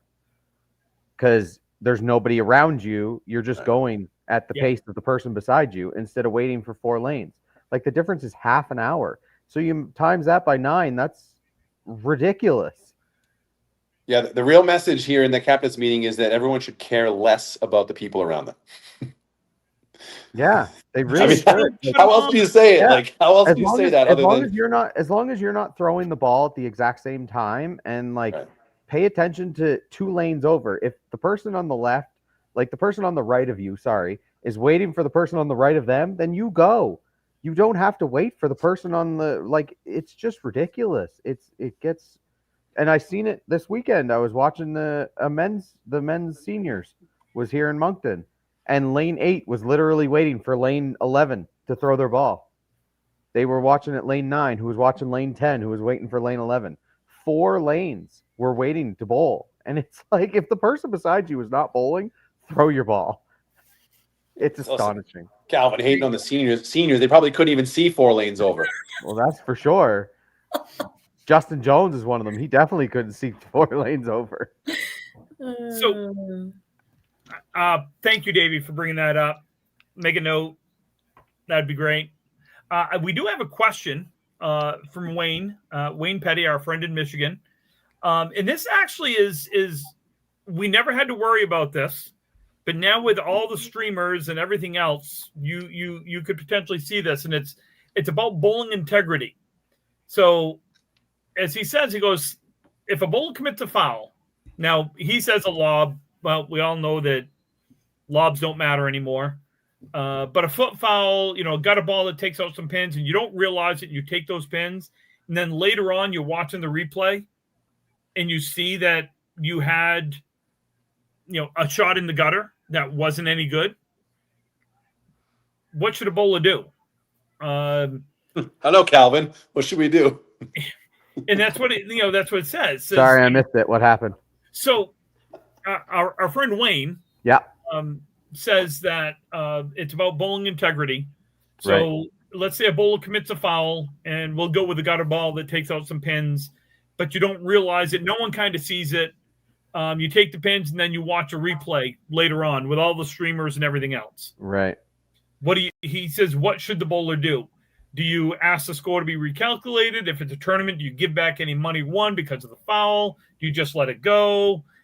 So he just wanted to kind of hear our thoughts on that. So I'm going to, Brian, what's your take on it? I don't like it in golf when it's like you can be alerted to a possible infraction, and then 2 holes later, somebody's score is changed. I think that's what we have grievance committees for, right? It's not like there aren't 8 to 9 other people watching this match. I think it's too convoluted to try and work instant replay in, even with all the streamers that we do have. I think it just goes down to a captain saying, hey, that wasn't good. I'd like to talk about that. We actually did that in a match 2 years ago now. We actually, because Adam was recording the match and something had happened to the pins and nobody knew. So I went on my phone and I said, we're on like a 2-minute delay. So I went and looked. And I actually saw a pin had fallen down and knocked over 2 pins that were still standing, and it just came down. So we just said, well, we'll do the box over again because nobody had any idea. And I said, I do, because I went and looked at the video, and a pin had fallen down that was not obviously part of the rack and had knocked over pins. So they did the whole box over again. Wait. So no other boxes happened after that box? No. Because we had all stopped and we had said, what happened? And I said, I'll go back and look and see if I can catch it on the live feed. And it had popped up, and it was that very ball. So that was in real time. Officials. Yeah. So are we talking about replay in real time or replay after the fact? No, I'm saying the way I'm reading his question says later the bowler sees a replay that shows the foul. So they've gone home. And we're just watching. No. Yeah. No. No. It stays. No. Yeah. Yeah. No. Real time, like what Calvin just said, I think is different, and especially in that situation. But I mean, if it's done and over, and you see it in the replay, well, you probably shouldn't have taken it if you did. I mean, if it's questionable. I mean, Brian can attest. I took 2 calls this last Thursday. One of them I think was probably good, but it was close enough where I was like, it just ain't worth it.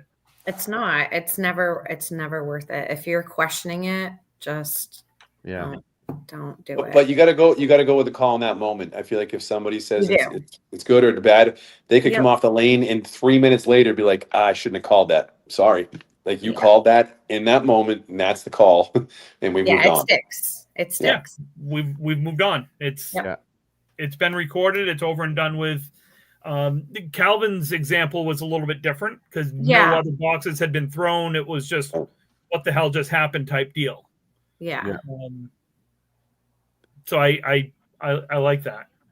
Yeah. Although, I mean, that is, excuse me. Like we do stuff like that for baseball too. Like we have Game Changer, but it's just to watch the game. But people will be like, "Oh, well, we have a replay, so let's go in and let's check that last call and see if the umpire is right." The umpire is basically like, "F you guys, that's not what Game Changer is for."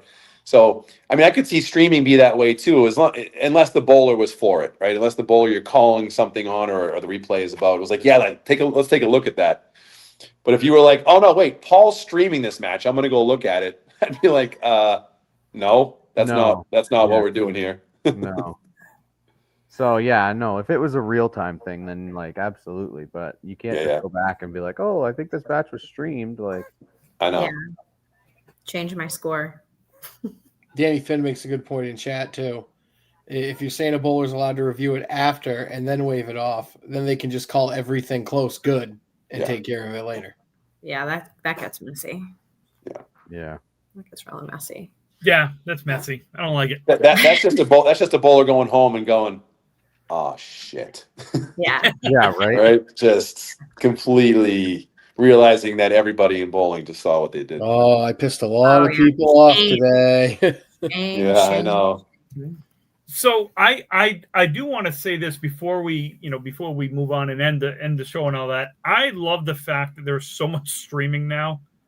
Oh yeah. Me too. I can watch whenever I want. I don't know. I love the fact that that it's there, and I think I'll bring it up when I do kind of my final words. But the fact that there is so much streaming leads me to believe that the game isn't dying; it's just evolving. Yeah. Right. So it's slowly reaching people all over. We're reaching more people now than when Channel 5 was on TV. Yes. Just because of how the reach that we have. And I feel like that's only going to get better. Yeah. Right? I mean, there's only going to be more coverage unless you're in Canada. They don't cover anything up there. But down here. And I would honestly, I wish I could, if it wasn't for the fact that for the most part, the people here are not the caliber that they are, because we don't have Moncton Outlaw Rides against Kingswood every Friday night. So, we have, Calvin against some 87-year-old man who has a 90 average, and Tim, he doesn't want to be streamed or watched and whatever, right? Like, well, that's not true though, Calvin, because we have class A through E down here, and I would think that it doesn't matter what class. Like the class E matches get watched just as much as the class A. Right, but you have E versus E, not A versus E. Yeah. Well, why are you bowling an 87 average? Because we're bowling a handicapped league that has 8 teams, and there's guys who are averaging 82 and 79 and yeah, I mean that's not really what's getting streamed most of the time. It's right, the exactly. It's the head-to-head that's matches. What I mean. Yeah. And so we don't do that much here. Like I could probably stream more tournaments if I ended up taking my phone and worrying about my phone, but I always have my phone in my pocket, so I don't know how that would go.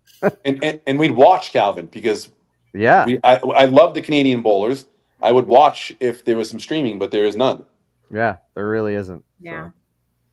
I know I'm super appreciative for this year and the year that I've had, that I can actually go back and rewatch some of these like moments that are important, for me and my team. It's one of the best feelings, like reliving good moments. Obviously, we don't always want to relive maybe the two fills, but to be able to even have the opportunity or the chance to watch something back, I don't know. I think it's pretty special. Or even if you want to see what you're not doing right, that's a really great way to, look too. Like, what the hell am I doing up there? Oh yeah, that's exactly what I thought I was doing. I wish that streaming had been around years ago. When you won all your tournaments. No, it's not even that. I would love to have, I'd love to be able to relive 2001 again. I mean, I can only relive it in my memory, and it's not all there, meaning it's not that it's going. It's just it was 20, It's fuzzy. 25 years ago, 24 years ago. Yeah. I would love to go back and watch, when James threw his 180 and they gave us that. I'd love to go watch Morrison throw his double strike in the last string. I'd love to go back and watch my backdoor strike just to see. Like, it is such a fog, or just like a random streaming of an old Pro Tour, right? Yes. Just like random guys and girls that were all throwing their 10-string scores, and like the low score was the low average was like 12-20, or something like that. Davey, just for the record, the final pin that fell was the head pin. If you had forgotten.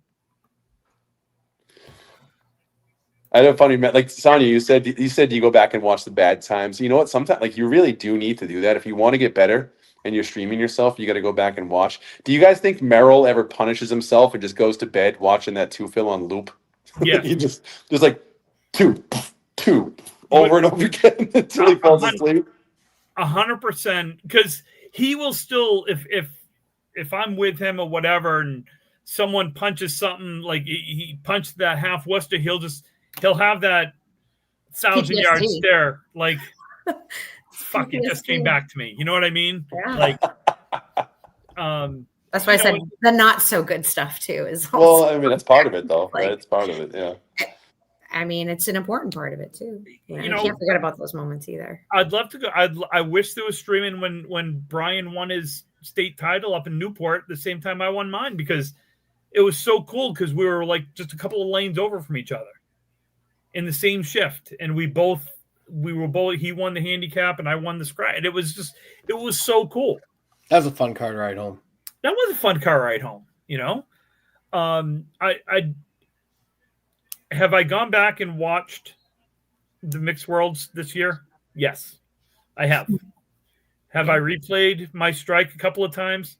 Yes, I have. Did I skip over everyone else's bowling? Yes, I did. Oh, 100%. I've watched before they got taken down, because Facebook apparently gave Adam an ultimatum. It says download these videos or they're going to be removed from Facebook.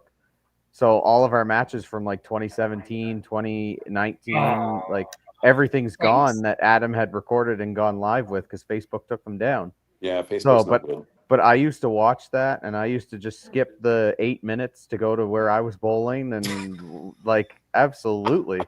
I think I've watched it a good 20 or 30 times in the last. We all skipped the 8 minutes that you were bowling. Yeah, I wish it 8 minutes. I'm like probably the fastest bowler that ever bowled. There's a match on YouTube that was USA East versus Big 20 up in Halifax, and I threw a 170 or 180, so 172 or something like that. And I have gone back and I have gone to those spots because it was like, it was fun to watch. Like, I don't have that of me of when I was on TV.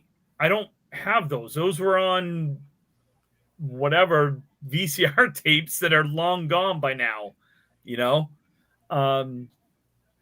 So yeah, I've gone back. I've gone back. Like, I've watched Sonja's, the 3 marks in a row to start the string in the Mixed Worlds in the Should have been another one. Should have been more. I know, but I watched. It's fine. I don't think about that at all. No, I watched the first 2 strings of last year's Worlds on Friday night against you guys. I don't watch the 3rd string, but I watched the first 2. Great. I don't remember what happened in the 3rd string. You don't remember what happened in the 3rd string? Yeah. No, is that the one where I came in and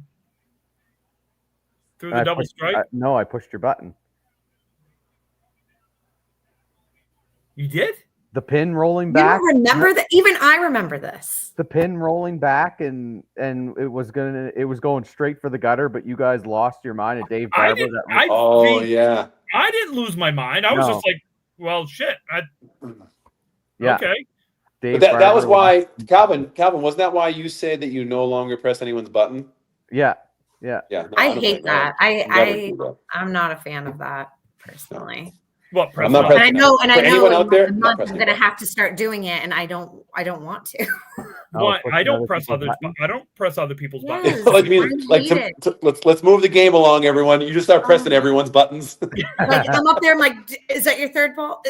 Do you have one more? I press. Except Oh, you're not I'm getting any awkward. more pins. Push that reset button. Like you push your own, I'll push. You don't have to push mine either. I'll push my own. You push your own. We're good. And Sonja's yes, like, can we get a reset on line 18? Thank you. And yes, Justin, I'm having a Clark Griswold in the attic moment.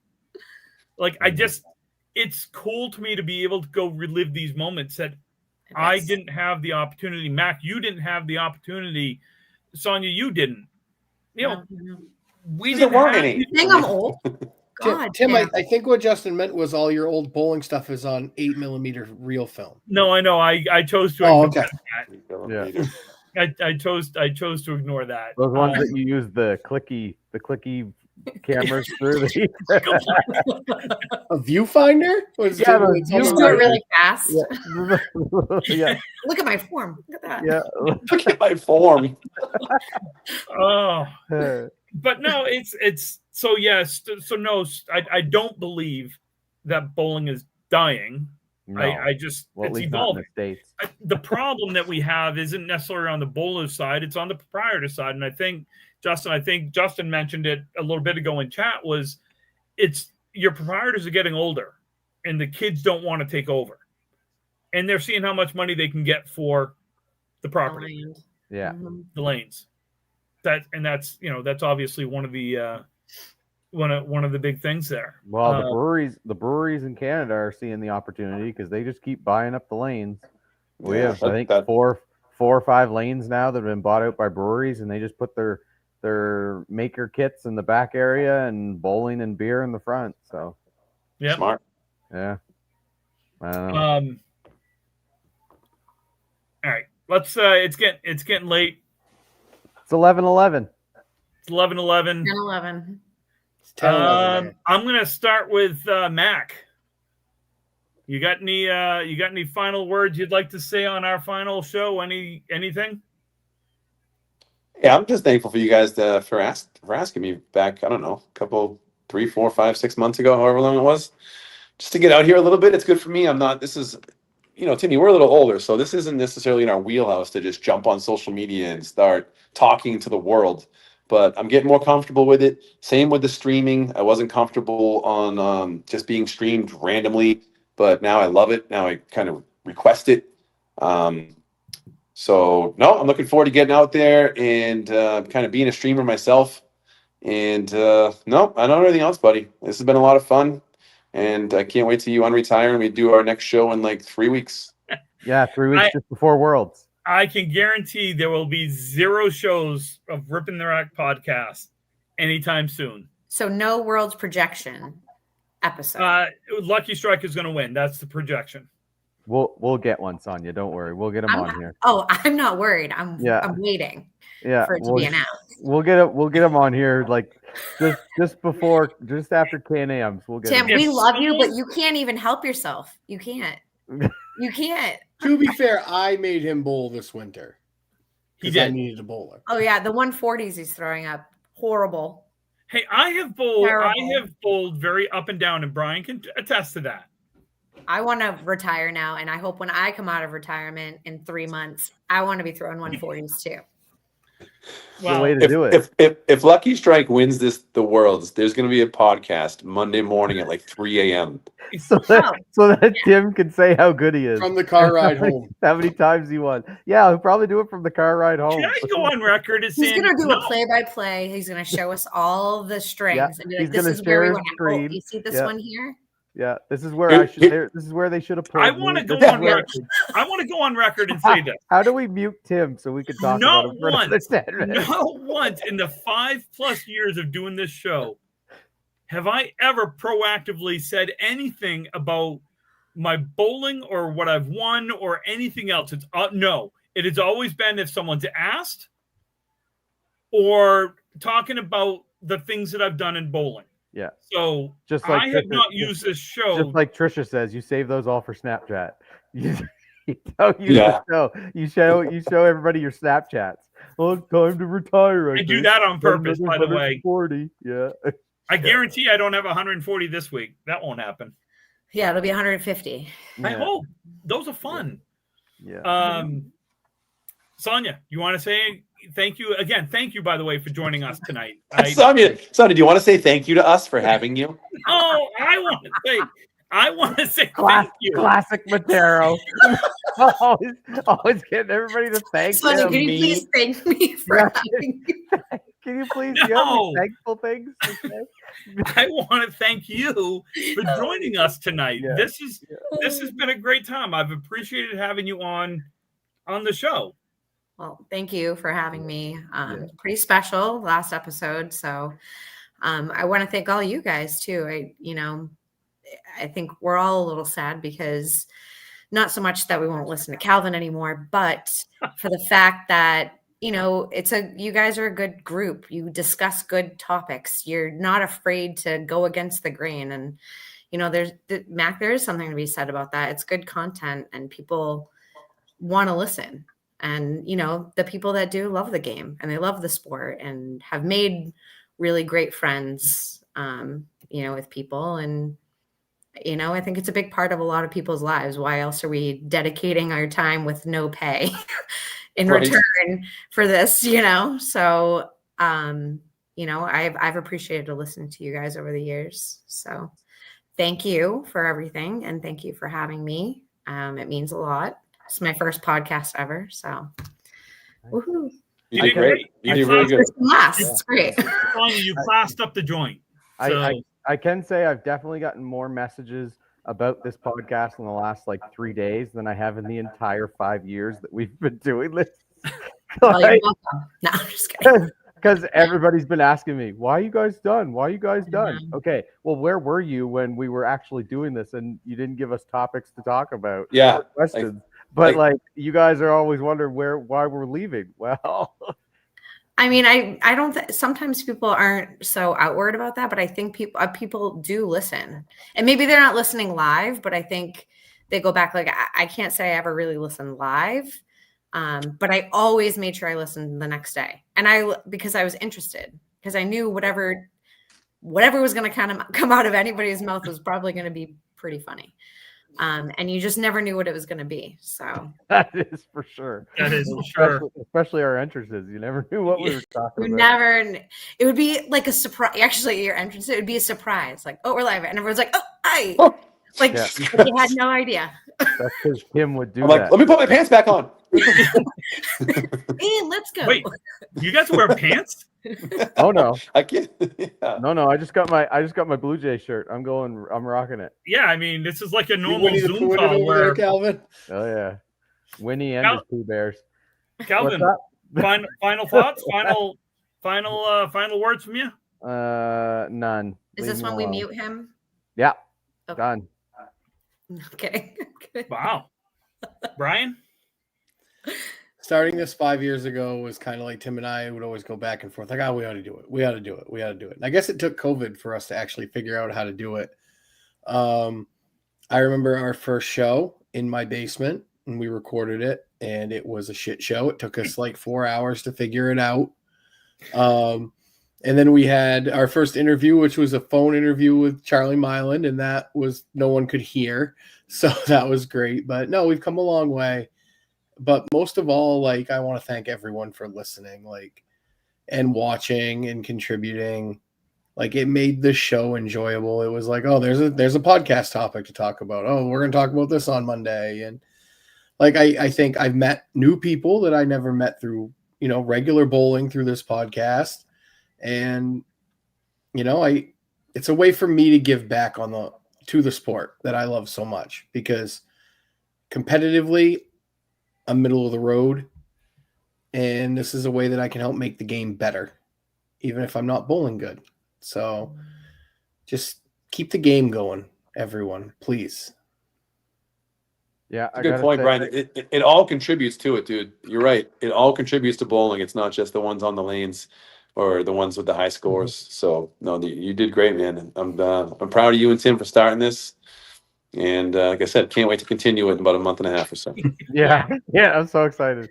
No, it is. I might actually listen live if that's the case. Oh, there you go, Tim. We got live, and you know what? Honestly, the change to live has definitely helped the show kind of grow a little because you do you watch everybody talking and everybody communicating, and you have the funny moments in between and stuff like that.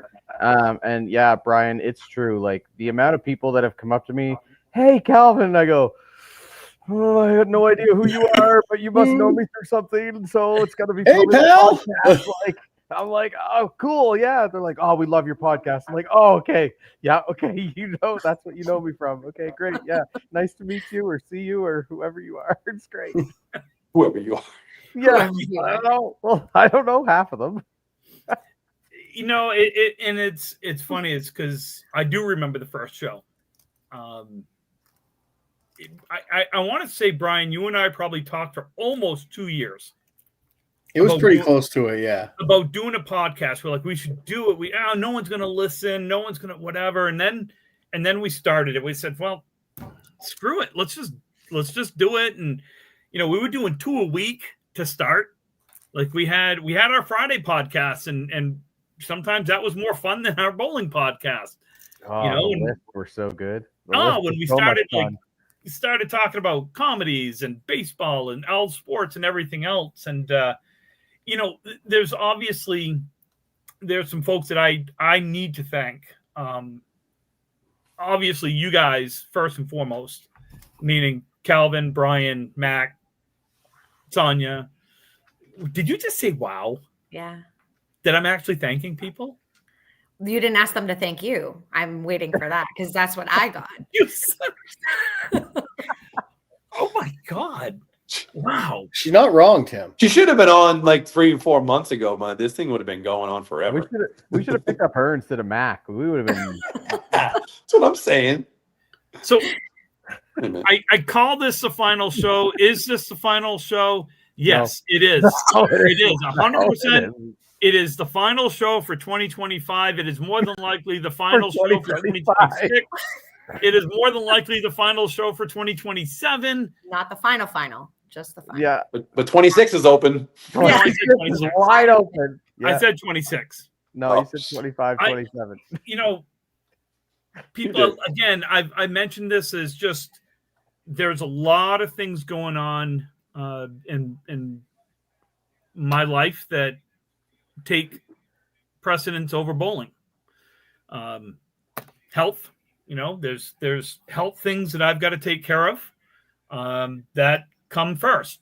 Good things, obviously, but it's got to come first. And there's some things that I can't talk about yet, but that could involve, really good things for the family. That's exciting. I know. Friends will know this soon enough. So you guys will be the first to know once I'm able to share things. But on the next podcast.